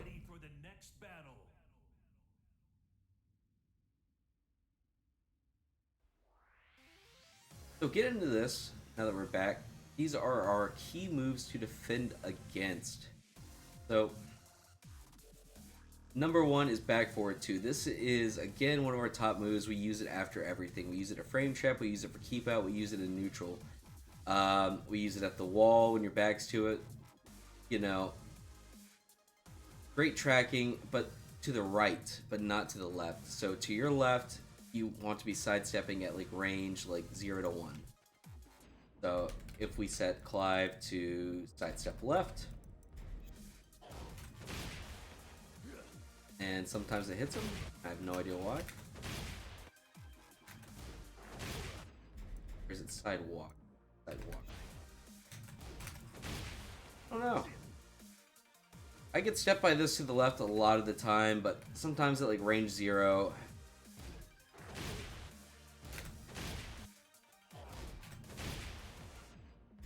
You'll end up beating that to the left, but we use this for everything. So we really need to do like sidestep left duck is a big one. Sidestep right duck is good. Like just to beat, you know, a lot of like options. So like one in the, and he's not set to punish.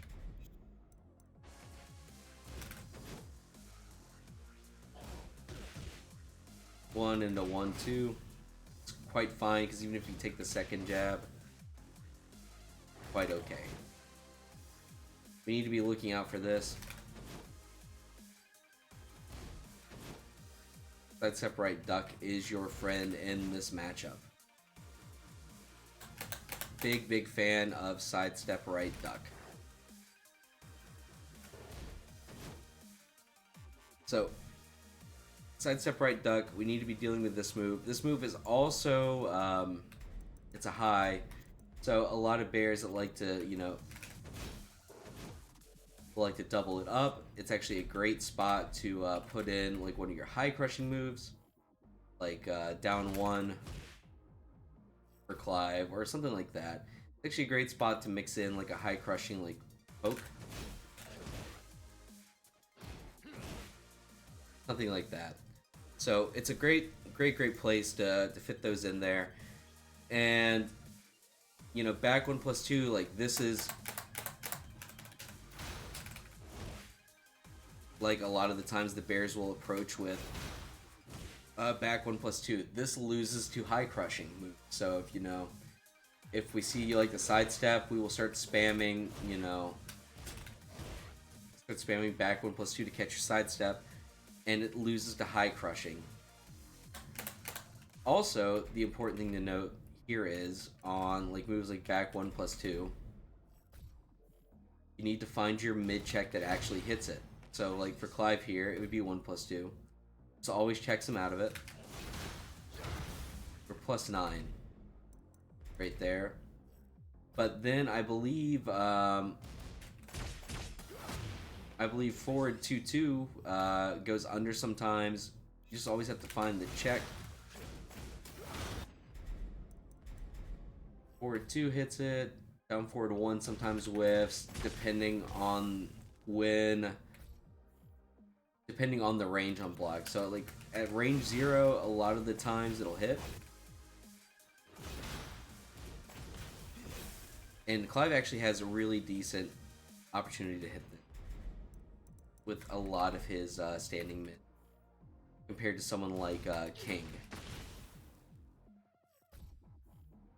If he does like something like 4-4, he still gets to check you out of it. Compared to like King or like even Dragunov. Dragunov does not have great checks to the stance. His down forward 1 misses.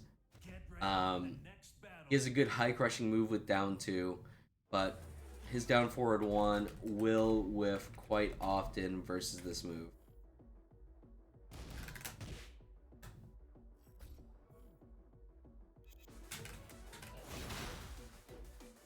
As you can see, he's checking with a 13 frame mid. You see Clive had all those answers with 4-4, 1+2, down forward 1-2.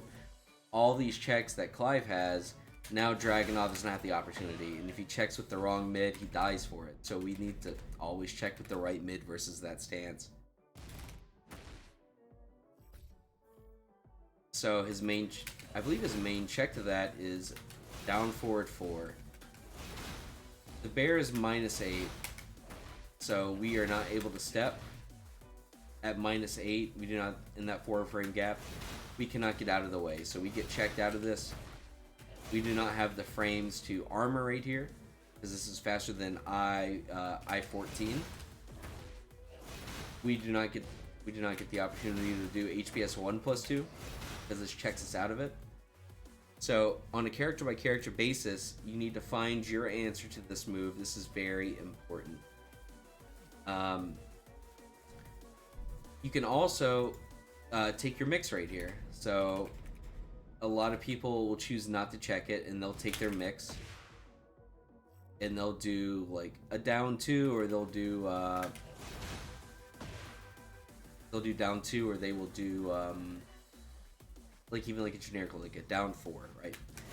But the problem with that is if you start getting a little too happy with it, the bear can low parry from there. So we're both in a guessing situation, and the bear can guess right there.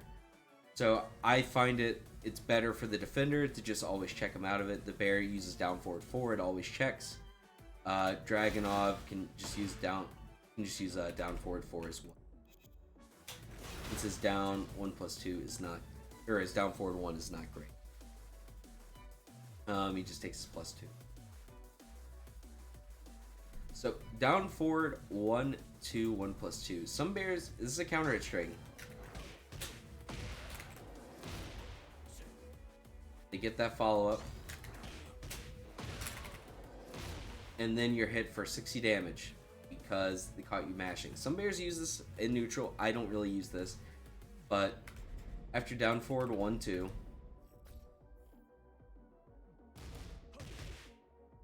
I don't know what his 10 frame is. I assume it's like 2-1 or something.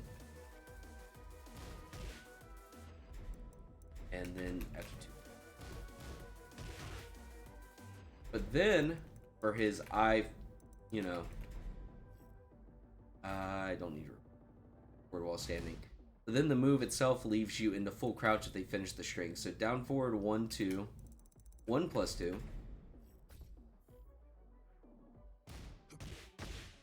He's gonna get his 13 or 14 frame punish. So it leaves you in while standing. So against characters like if you are Jin or Raven or Kazuya, Eddie, you're gonna get a free launcher if they decide to finish the string in neutral. I'm not that fond of it. It is really easy to counter hit confirm after the. If you see the second hit connect, then the third hit is guaranteed. But it is -11, and you can confirm that if you go into practice mode and you go through and just set the bear to do down forward 1, 2, and then down forward 1, 2, 1+2. There is a difference where they stop the animation. It is visually confirmable. If you have a bear that you fight regularly that uses the string in neutral, you can test against it. So then there is back to 1. Back to 1 I don't see get used too much. It's -3. It's a mid-high, right? So most of the time I see a bear use this, it's to cheat out roll mix in heat. That's where I used to use it when I was in blue rank in season 1. I would do full charge electric into back 2-1 heat roll.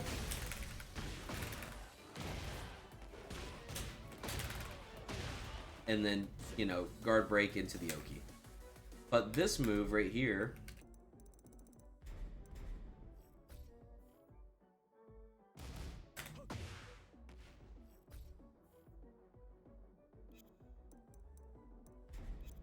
Yeah.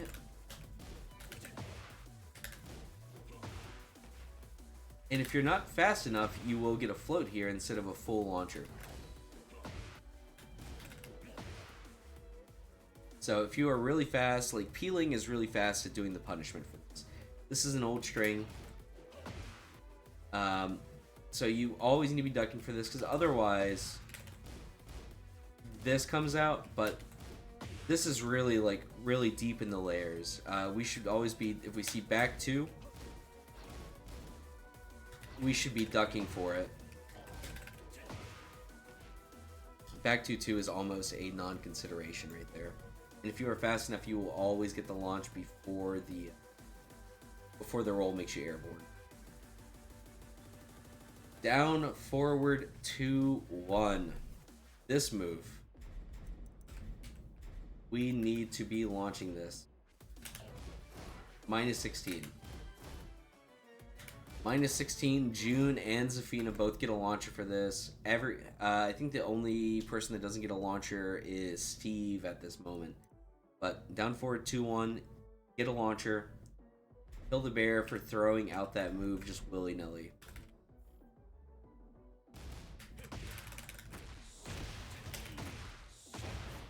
You know, whatever.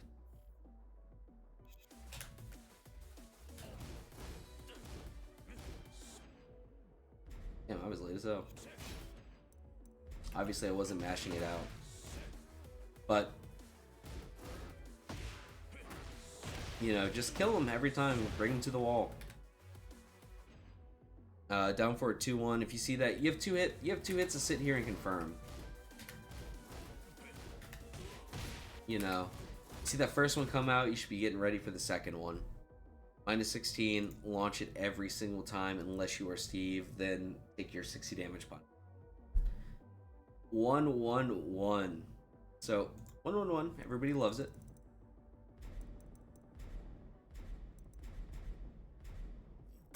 Again, this is going to be another instance of... Alright, it's a punishment mix-up. So after 3 hits, so if we see 1-1-1, or 1-1, 1-1-1, 1-1, it's going to be a punish. So if the player is like hit confirming, you can twitch confirm that jab. You can twitch confirm the counter hit there. And if they are doing that, you know, then you get to get a launcher right there as a call out. But also, this animation stopping is like very obvious, where you can almost always get your 12 frame punish. But I would just be looking for them to finish the third hit. A lot of bears just let it rock. It's a hard call out. It's an I-10 counter hit launcher. It's like law down to 3. We just always need to be launching that. You have 3 hits to be ready for it.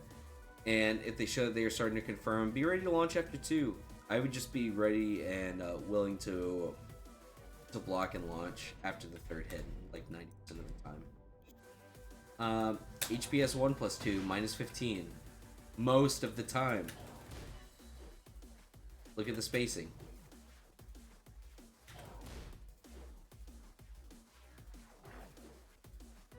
Like, if this move is spaced correctly, a lot of people are not going to be able to launch. And then you get a whiff punisher. So the spacing makes this like really different. And if it hits on the farther frames, and I don't know if I can get that to happen with Dragunov because he sits so far forward, but you see there's 3 active frames here. It goes 19 to 22 frame startup. So on 19 to 22, this can be down all the way to minus 12. So you should, in theory, if you're option selecting, be doing a 12 frame punish that will reach far. I option select it with my 13 because I'm not getting launched from my 13. Because a lot of the times this move will push back a little bit too much, especially on the bears where, you know, it's not hitting the legs, it's hitting the torso because the legs are so far back. If you look at it, it doesn't hit at the toes, it hits at the knees, it hits at the torso. So this becomes minus 13 a lot in the bear matchup. So I just option selected with the 1+2 punish. There's nothing wrong with that. Take whatever punish you can get, but we do need to be punishing this move. Don't just be staring at it. HBS 3+4. So typically, this move is minus 14. You know, minus 13 or minus 14, I mean. So right there, punish. At the farther ranges, if this is spaced appropriately, and 3.7 is way too far. Hello, Pandama-san. It can be minus 12, even down all the way to minus 10. So you can actually use this as a hell of a keep out move. And it's something to be wary for. Like a 10 frame punish, if you see it at the farther ranges, you know, I would just be willing to take my 10 frame. And then if you see it in like these closer, like more like medium ranges, anything before range 3, I believe. I think anything before range 3, yeah, is going to be minus 14. Just something to keep in mind when you're working on your punishment for this, is you'll see this move come out after that a lot. You'll see them do HPS down 1+2 into HPS 3+4. So usually they're close enough where the punishment is always the same. Back 1. Here's a great example of somebody with a bad back 1 punish. So in season 1, if you went into hunting bear stance on back 1, it was minus 15. They changed it in season 2, made it unilaterally minus 13 on block. So you always need to just option select with the 13 frame punish. 90% of the time the bear is going to go into hunting bear stance because it gives you less punishment. It allows you not to grab, it allows you not to do anything except for the proper minus 13 punish. So Dragunov is pretty much stuck with down forward 1 or down forward 4. And he takes his +7 frames.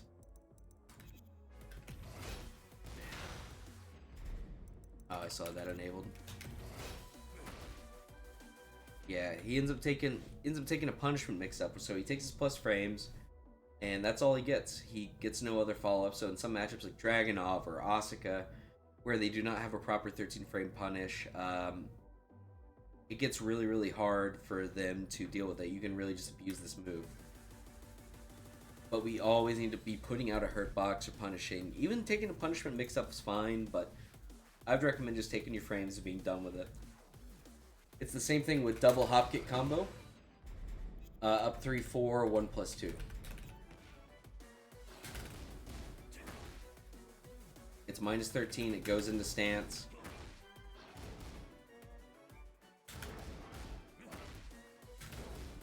But if they don't go into stance, it's minus 15. We're just going to operate on the assumption that the bear is always going into stance, and we're just going to take the 13 frame punish and move on with our day. UCF 2-1, mid heat engager on block. Mid heat engager on block.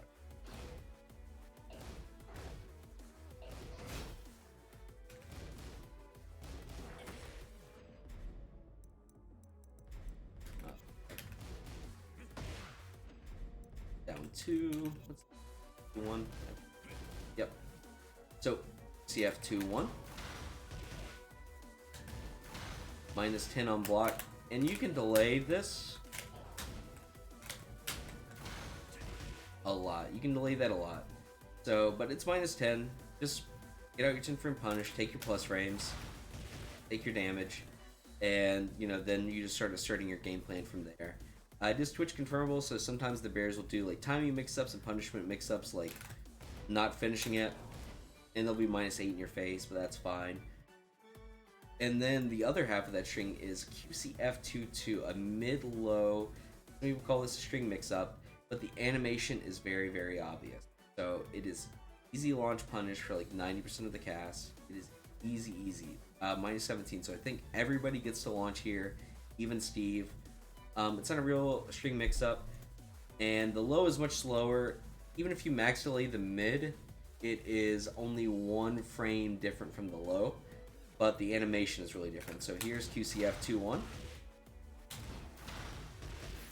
and here's QCF 2-2.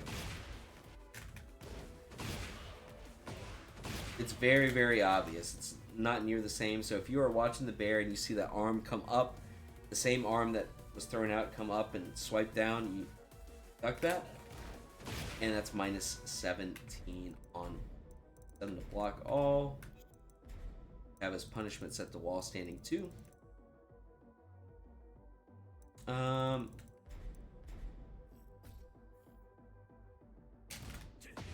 then we just always get our launcher. So we need to always be launching this. It is very, very, very important. So 2-1-3, minus 13 on block. Can only be low parried if 2-1 was blocked. If it was on hit, you must low parry third hit. So I'm gonna go back into punishment. We're gonna set him to low parry, right? So Dragunov is at the block, right? He low parries me. So what I want to educate you all on is he cannot low parry this third hit. It is minus 13. Instead of low parrying on hit, it's just being blocked. You just can't do it. Well, the game won't let you. So put him back on standing block. Get low parried. If not, that happens. So, and then, like I was showing earlier, there's 2-1-3, right? Get low parried for. Not a string mix-up. The third hit of 2-1-3, that comes out at frame 18, and this comes out on frame 33. So there's a 15 frame difference in the animation. It's a turn stealing mix-up. It is minus 14 on block. So if I do 2-1-2, right? I get heat engaged on my dragon. So just something to keep in mind. It's not a mix-up. It's like a turn stealing like mix. It's like, hey, you've been mashing after my 2-1 every single time on block. You've been pressing like a slow button, so I'm gonna do 2-1-2. Or you've been taking your turn immediately, and I've been mashing, and you've been frame trapping me, so I'm gonna do 2-1-2. Very good button. It's just dangerous in matchups like Paul, Brian, where they have an I-14 launch.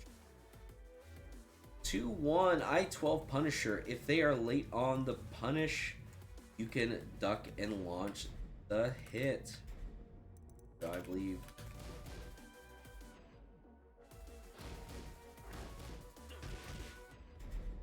I think it's this one. Yep.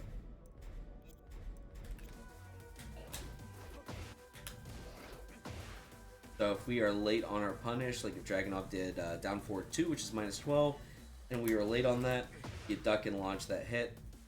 It'll happen from time to time, and sometimes instead of doing back forward 2, we get back and then forward 2. So, and that first hit is minus 13, something to keep in mind of. It's a big bear proclivity after they get forward 2 to like. They do forward 2, and then they try to fix it with like doing the back forward 2 the next time, even after they mess it up. But some bears, I see them use like forward 2-1 like max delay. If you just keep the same timing down, like it, confirm the whiff, just launch them forward if they let the second one run. 1+2 minus 13 on block. I do not know what Drag's 13 frame punish is, but 1+2 minus 13. Not a lot of black sun on this move, but it's pretty easy to always get a punish on. Yeah, it's pretty easy. You see that, start a hitbox, don't just stare at it. Let's make them feel bad for messing up. And then we have down 1+2. So this will happen from time. So you do your wall combo, bump, and then you don't confirm it. and then you're minus 15. So this is a situation that'll come up, like, not regularly, but it'll happen often enough where you need to be made aware. Like, down 1 plus 2 is minus 15 on block. So if they mess up the wall combo and they don't confirm the spike on down forward 1, 2, 1 plus 2, get that. You know, if they try to booty again,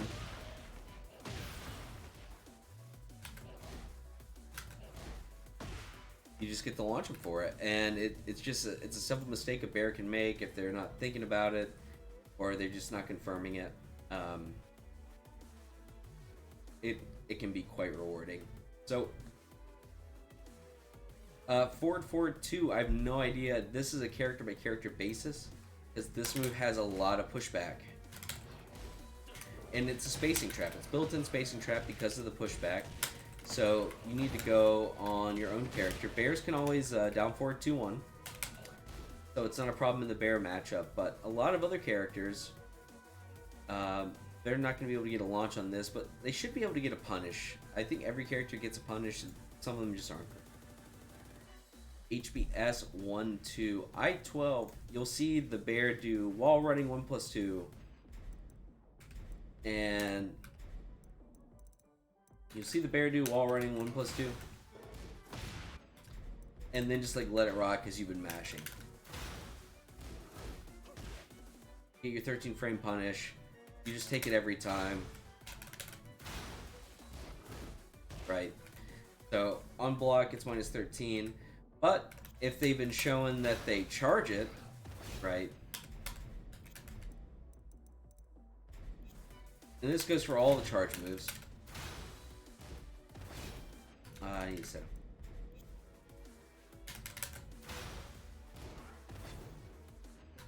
Sidewalk left, sidewalk right, both work. And then your back turn, and then the bear will have to play with his timing to catch you and let it release earlier, and then you get your 13 frame punishment. This goes for all of the charge moves. HPS 1-2, while standing 1-2, down back 1-2. If they have been charging them up, you have the ability to sidewalk left and sidewalk right to avoid the follow-ups on the move. While standing 2, minus 12, mid launcher. Sometimes you'll see bears just throw it out there. Sometimes it'll be a mix-up, like they'll do full crouch down forward 1, right? Full crouch down forward 1, and then they'll like let the 2 rock. And while standing 2 is also if you are sidestepping left or right, it tracks both ways pretty well. Really, really good. Not the best, you know. Then the bears start using the tracking.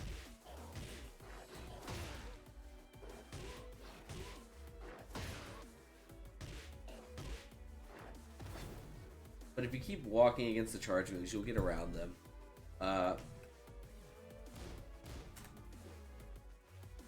One way or another. But minus 12, not minus 13, so just take your 12 frame punish. Up forward 3, hop kick. Up forward 3 is an interesting move. It's a hop kick. It's minus 13. But up 3, minus 14, right? Because it ends up hitting on the later frame more often. More evasive because the whole body isn't advancing, it's just the hitbox. So bears will use this to evade things like jab strings and whatnot, like round start. You'll see like up forward 3 happen as like evasion. But on block, generally up forward 3 is minus 14 in most matchups. So then you get your back forward 3.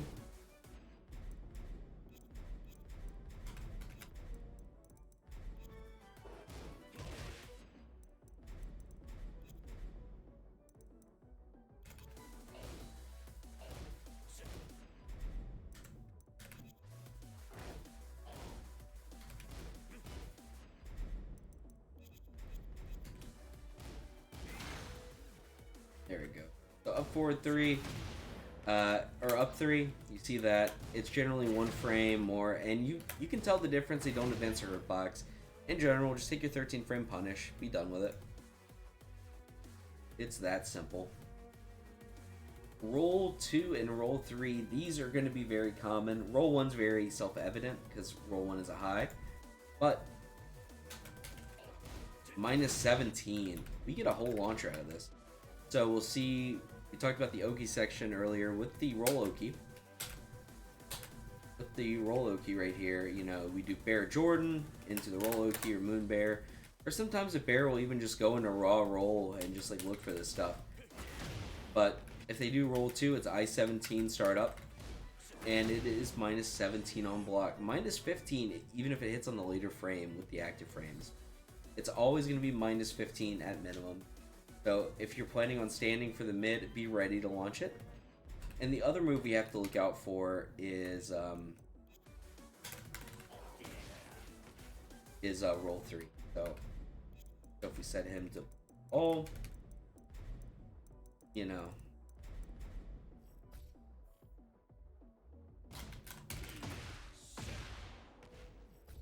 he gets to do his slide pickup. Right. So pretty much roll 3, that's a slide pickup, it's a float pickup. Roll 1 is a high, so we just duck under that. And then roll 4 is safe. So roll 4 is safe, and then roll 1 plus 2 is also gonna be the same thing as like a slide pickup.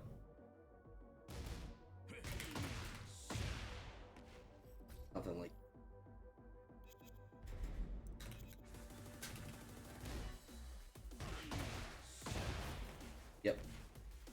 you get as long as you can do your pickup right there. I don't know what his proper pickup is. I'm sure he has something better than that, but that was just a guess. Up 1 plus 2 and HBS down 1 plus 2. These are two totally these are very similar moves. They go into stance at minus 3. And your check needs to be something I-14 or faster. Otherwise, it'll trade with HBS 1. But it also needs to be able to block the power crush. And it needs to not get jumped over by the mid or ducked under with HBS 1. So these moves are really tricky, right? So you could, if you try to do a low, right? You counter hit launch because you did too slow of a low. Or you get jumped over. So, and we know from earlier that his down forward 1 is not a great answer. We even jump over his down forward 1 for some reason.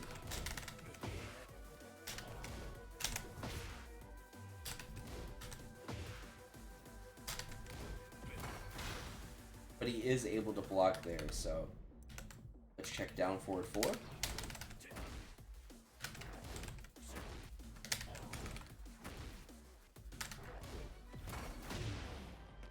And that is a punish, really.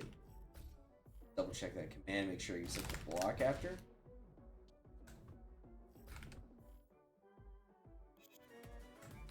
And not every character is going to have one. Going to have an answer to this move. Too much recovery, even though it's I-12 and he's normally +2. Too much recovery. So maybe it's back 4, maybe it's something. The Bears don't have an answer to this, to their own move, so it can be quite difficult to deal with. Up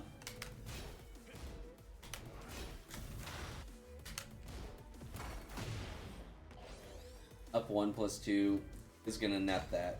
So sometimes you just kind of have to deal with the mix here, unfortunately, even when you're +3. Because otherwise, you know, you're gonna get counter hit, you're gonna get launched, you're gonna get heat engaged on. Some characters have great answers, like Paul has just 3. Standing 3. It'll float, it'll be able to block after, but the Bears don't have one. I don't think Dragunov has one. Some characters don't have a great answer. You know, and then some characters like King have most of an answer, like when you're in a hunting bear and you're doing this, you're considered standing while you're power crushing. And you're considered standing while you hold back, and you're considered airborne while you do HBS down 1 plus 2. So King can do like giant swing here, and he'll only lose to HBS 1 plus 2. Or HBS hold forward. So it's just something to think about when you're defending it against both of these moves. You need to find your own mid check and what your mid check is that is fast enough where you won't get counter hit by HBS 1, but also actually checks the stance and you're able to block. And that can be a tall order for some characters. Characters just can't do. If we move on, panic tools. So when you're playing the bear, you have access to really, really good panic tools. So you have, 1-1-1, 1-2, down back 4, up 4-3, back 1, down 2, and then electric. So all of these are just really great tools. So, I don't know, Dragunov does.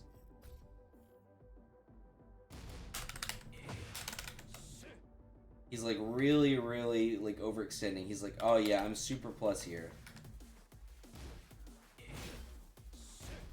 Like, I'm +4, I'm gonna do a million frame move. Right, we have access to moves like G-Clef. 72 damage, we can take Oki after. We can do so many things after this. And it makes your opponent play frame tight, or it makes them delay their timing altogether where they'll end their turn and makes it more ambiguous. Like, do I want to just keep running plus frames? What do I want to do? This bear is willing to mash a launch punishable move to call me out. Makes them very, very wary. And then there is, we have a 1-2, which is a great counter hit option right here, right? So down back 3. So like things like 1 jab, 1 into 1-2, little frame trap option, little wall splat. It's also a great get off me tool. And a lot of people aren't ducking for the 2 there because they're not looking for the animation, but the other thing is they are they're not looking for the animation, but one, they're scared of just them letting 1-1-1 rip, because if the second hit of the mid rips, they get launched. So we have a mix up where they duck the high, they could get the launch, but if they duck for the high, they could get launched by 1-1-1. Down back 4, high crush and instant tornado counter hit launcher. So,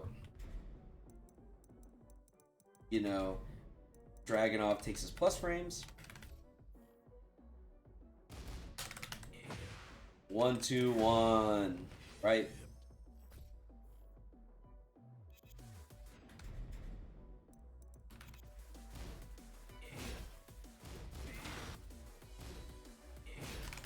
He does a high. They've been using a lot of jab strings. We get access to down back 4. A high crushing counter hit launcher that leads to big damage, wall carry, Oki, whatever you need it to be. It's really good. It's not great as a low poke, but it's a great call out for people that love to put highs in places. It's good against characters like Lars and Dragunov and Lee or Law, where they have, these G-Clef strings or Lilies even that will have their 1-1-4. It's a really, really, really good call for people that love to challenge with their G-Clef string. A 4-3 I-16 low crushes at frame 9. So, there's a lot of times where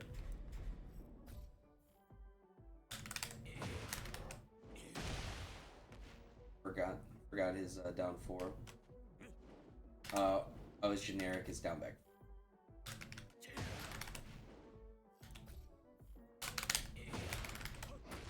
I think his is I. The shift frame.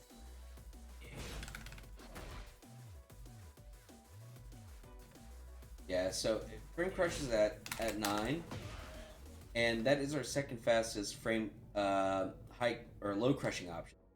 The low crush is at frame 9 because you become airborne there, but it's a great counter hit tool because Dragunovs will do that into down 2 to catch a sidestep, or they'll do that into more plus frames, and you can disrespect the plus frames with the hop kick or sidestep hop kick to call out, like a down forward 1 after. It's a great move, and it's not that punishable. It's -13, so it gets a lot of the cast. You don't even get a heat engager or anything like that. It's a fine, just like panic tool. We just throw it out there, see what happens. And then back one,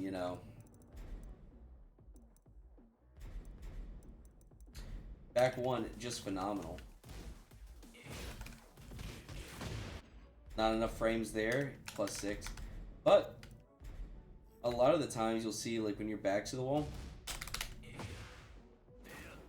Dragunov will get greedy and want to wall splat you.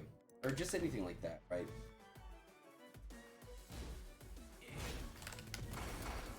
Stops the aggression, gets our plus frames going, allows us to run an offense.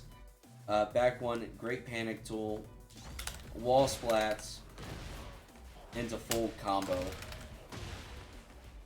That did, he was at 120 for the kip up, getting some great health back, but that did 74 damage just off of a wall splat because we hit our panic tool. Because we put ourselves in a minus situation, or they did something plus right there, and we mashed our way out of it. Down one and down two. So the down one, -5, I-10, duck jab. So on hit here, and this is our only answer to a lot of pressure situations, right? +6 on hit, and then they +7. +6, +7, duck jab. -5 and -6 on hit. But +6, +7, it's just a great way to get out of pressure. They're very linear. Down 2 has farther reach. Down 1, not so much. But from this, you can enforce frame traps, wall standing 4, rock and roll circus.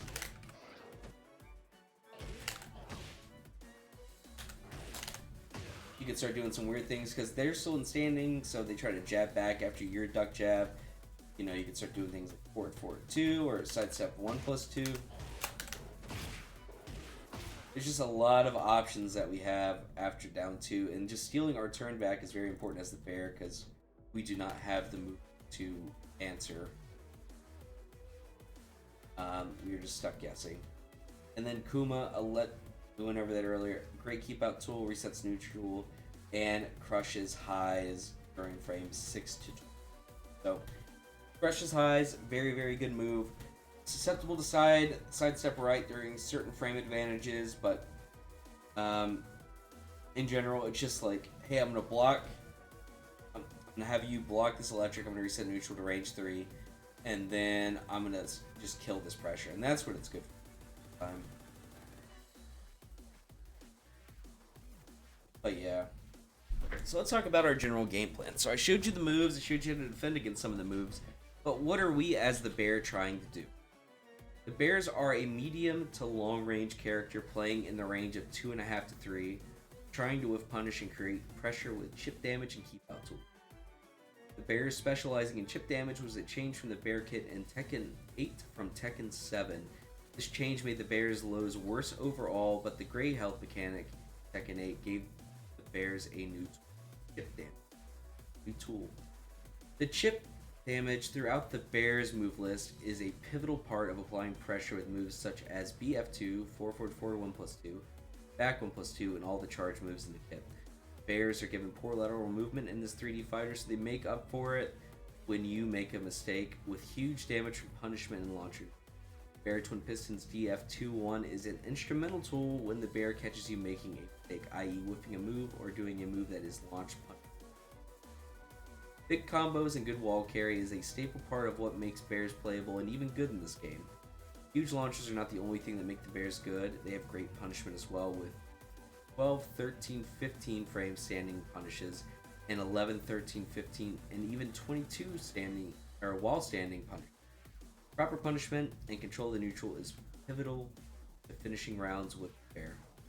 So what we need to realize is when we are playing the bear, we need to be maximizing our damage. So if we get a launcher mid-screen, we need to carry them to the wall one way or another.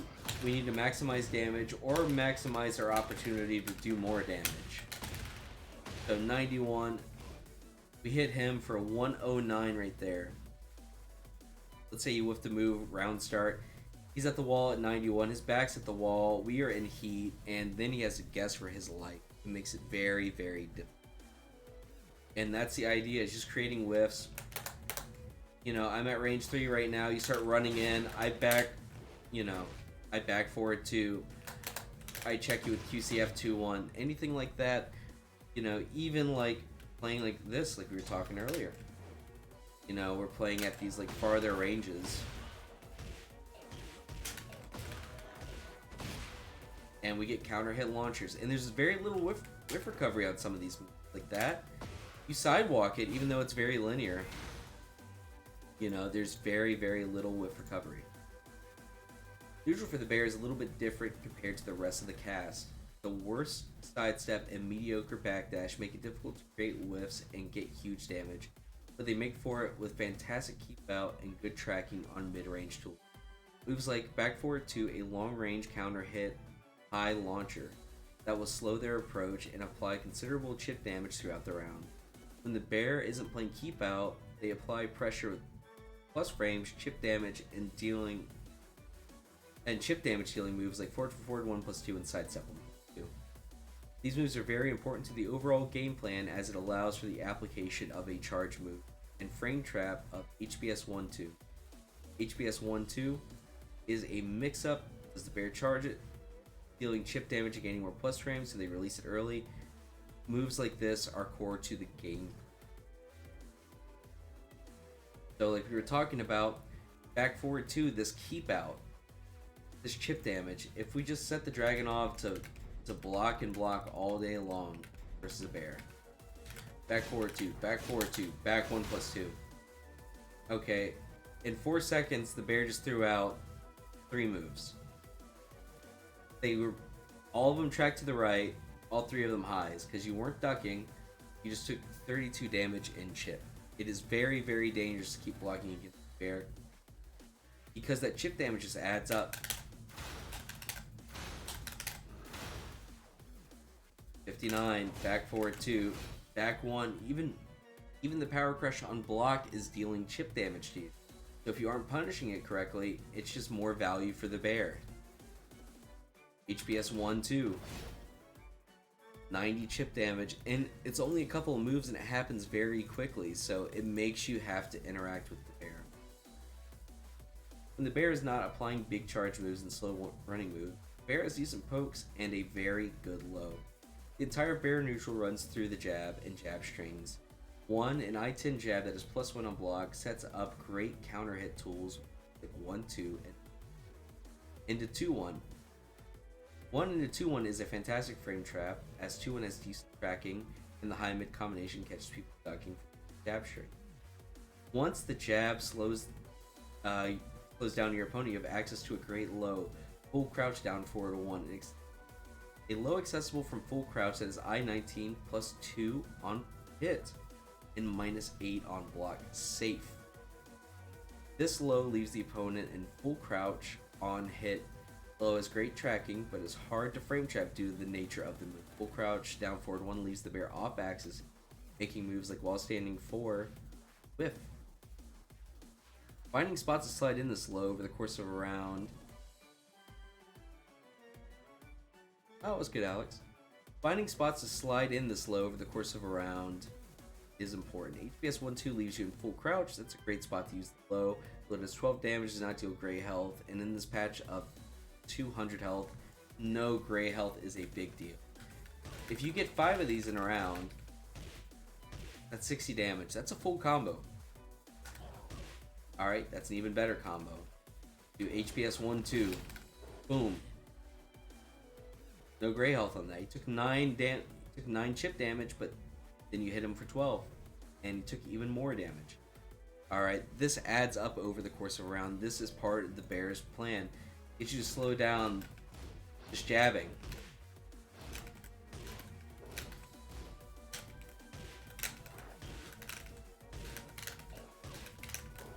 Just finding spots to put this in, like slowing them down, making them start duck jabbing. Start using, quick small pokes. And when they start doing things like duck jabbing, they're doing very linear moves. Like if we just lay off the pressure, they could whiff, and then you get a launch punish. The 1 jab and full crouch down forward 1 sets the entire bear gameplay up altogether. Speaking of going to crouching status, that is one of the bear's strongest attributes. Hunting bear stance 8. Stance is evasive, standing still, or walking forward considers you full crouch, with forward having the bonus of auto load. And holding back considers you standing. While being considered standing leaves the bear susceptible to throws and highs, walking back in HPS is exceptionally evasive, allowing them to still go under most highs and even some mids. Depending on the mid and the frame advantage, the same mid can hit during some states and whiff against others. Learning each character's real mid check will give you the most reward. In the stance, you have access to moves like HPS 1-2, which gives the same or better evasion, HPS holdback. Stance is generally why people have an overall disdain for fighting the bear, as they have not tested the character's specific answers to them. This is the bear's most flexible stance, great for offense and defense. Moves like HPS down 1+2, a counter hit launcher, a power crush with HPS 3+4, and fast hitting counter hit buttons with HPS 1-2. Stand. So, very, very good move here. Very, very good stance. So, we were talking about this earlier. Holding back, we're considered standing. You can get grabbed out of this state.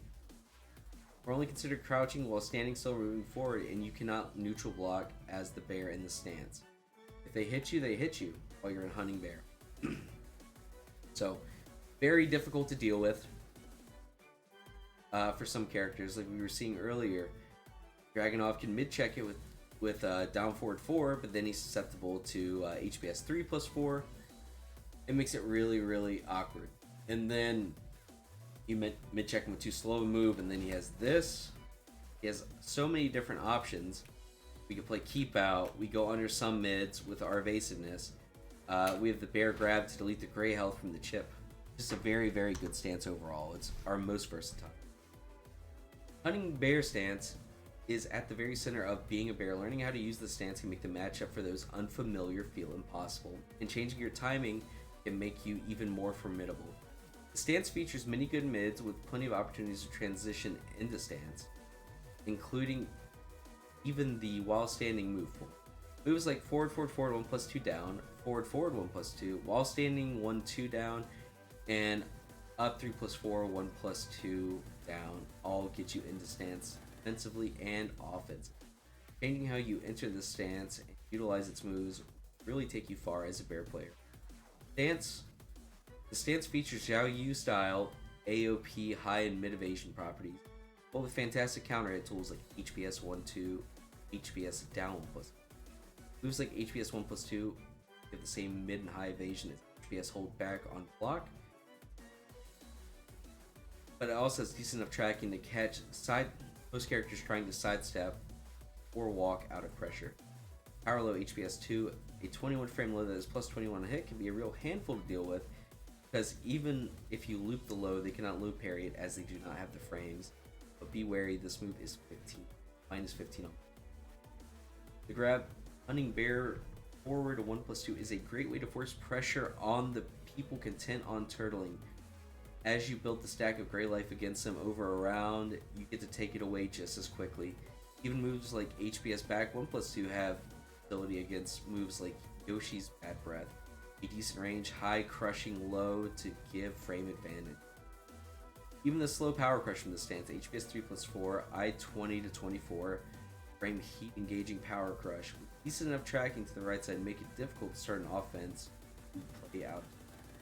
And with the right spacing, take that power crush from minus 14 to minus 10. Very versatile both offensively and defensively. Finding spots to transition in and out can make your opponent's approach against you very difficult. So, like we've been showing this whole entire time, HPS holdback is a god stance. And all the moves out of this have utility. So HPS 1+2 gives you that same mid evasion property. HPS 2, I-21, plus 21. So they throw out a high, Yoshi starts charging Bad Breath, and we're right here. You can do that. See Yoshi doing Bad Breath and you're over here. We can go ahead and stop that. And we can stay back into stance and make it really hard for him to hit. And some characters just have a terrible time trying to deal with the stance in neutral without doing like punishable mids or doing like duckable strings where the first hit will hit, but if they commit to the second, we go right under it. It's a very, very good stance overall. I am a huge fan of playing out a hunting bear.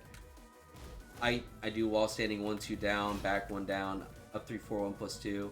If I do full crouch down forward 1, sometimes I go into stance and do the grab. Any place I can fit in going into stance, I will. Bears have 2 other great stances, which can be a lot on the mental stack as well.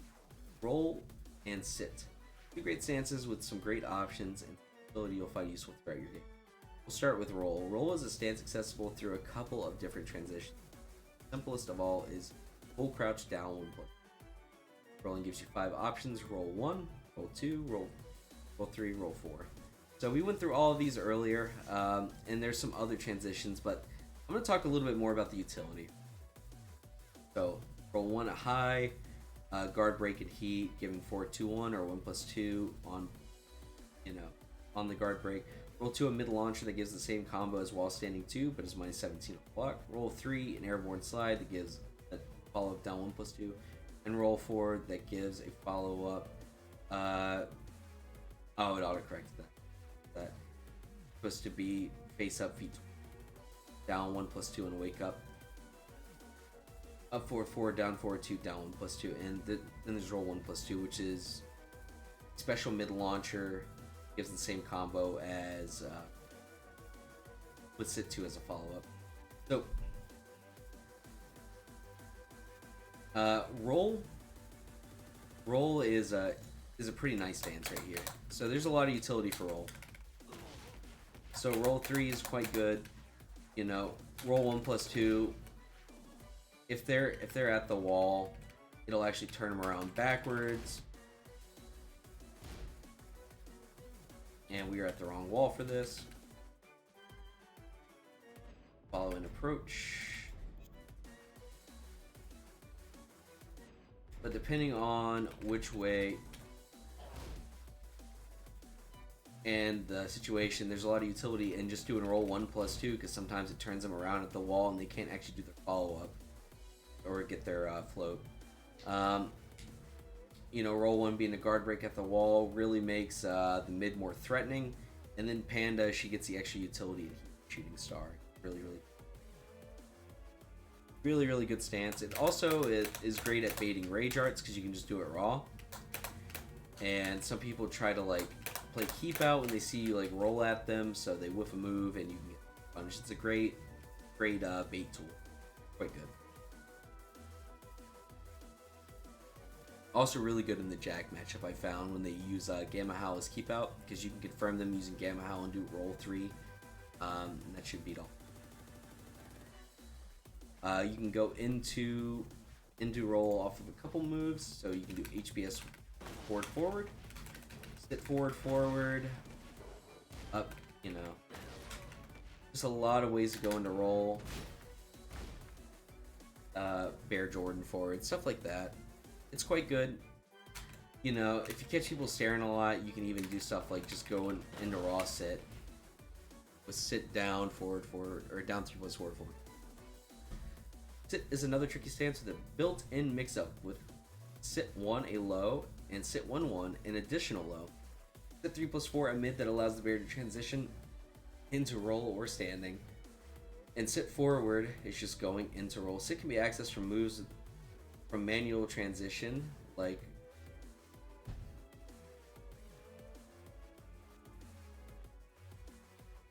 yes.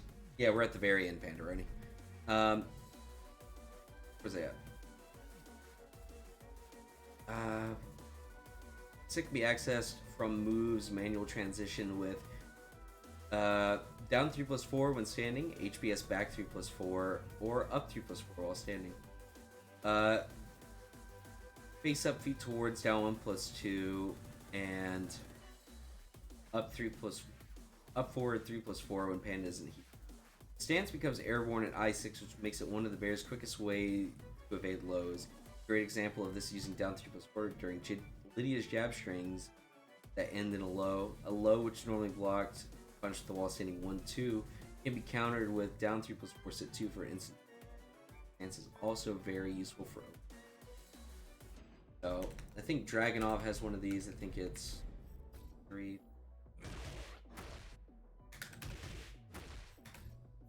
So it's just another spot to really throw it in there.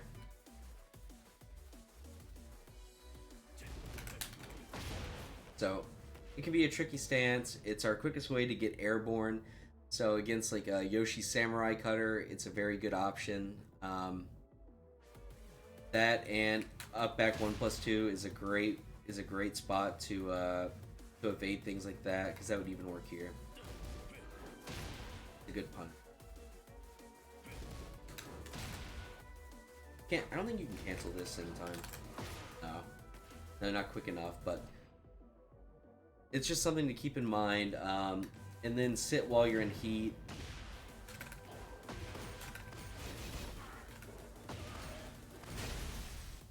And a shooting star. Sit 1. And a shooting star. Sit 2.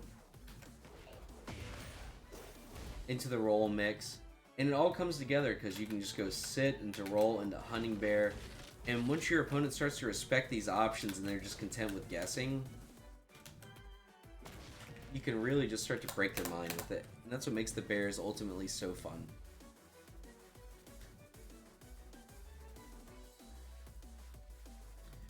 But that's pretty much the basics of the bears.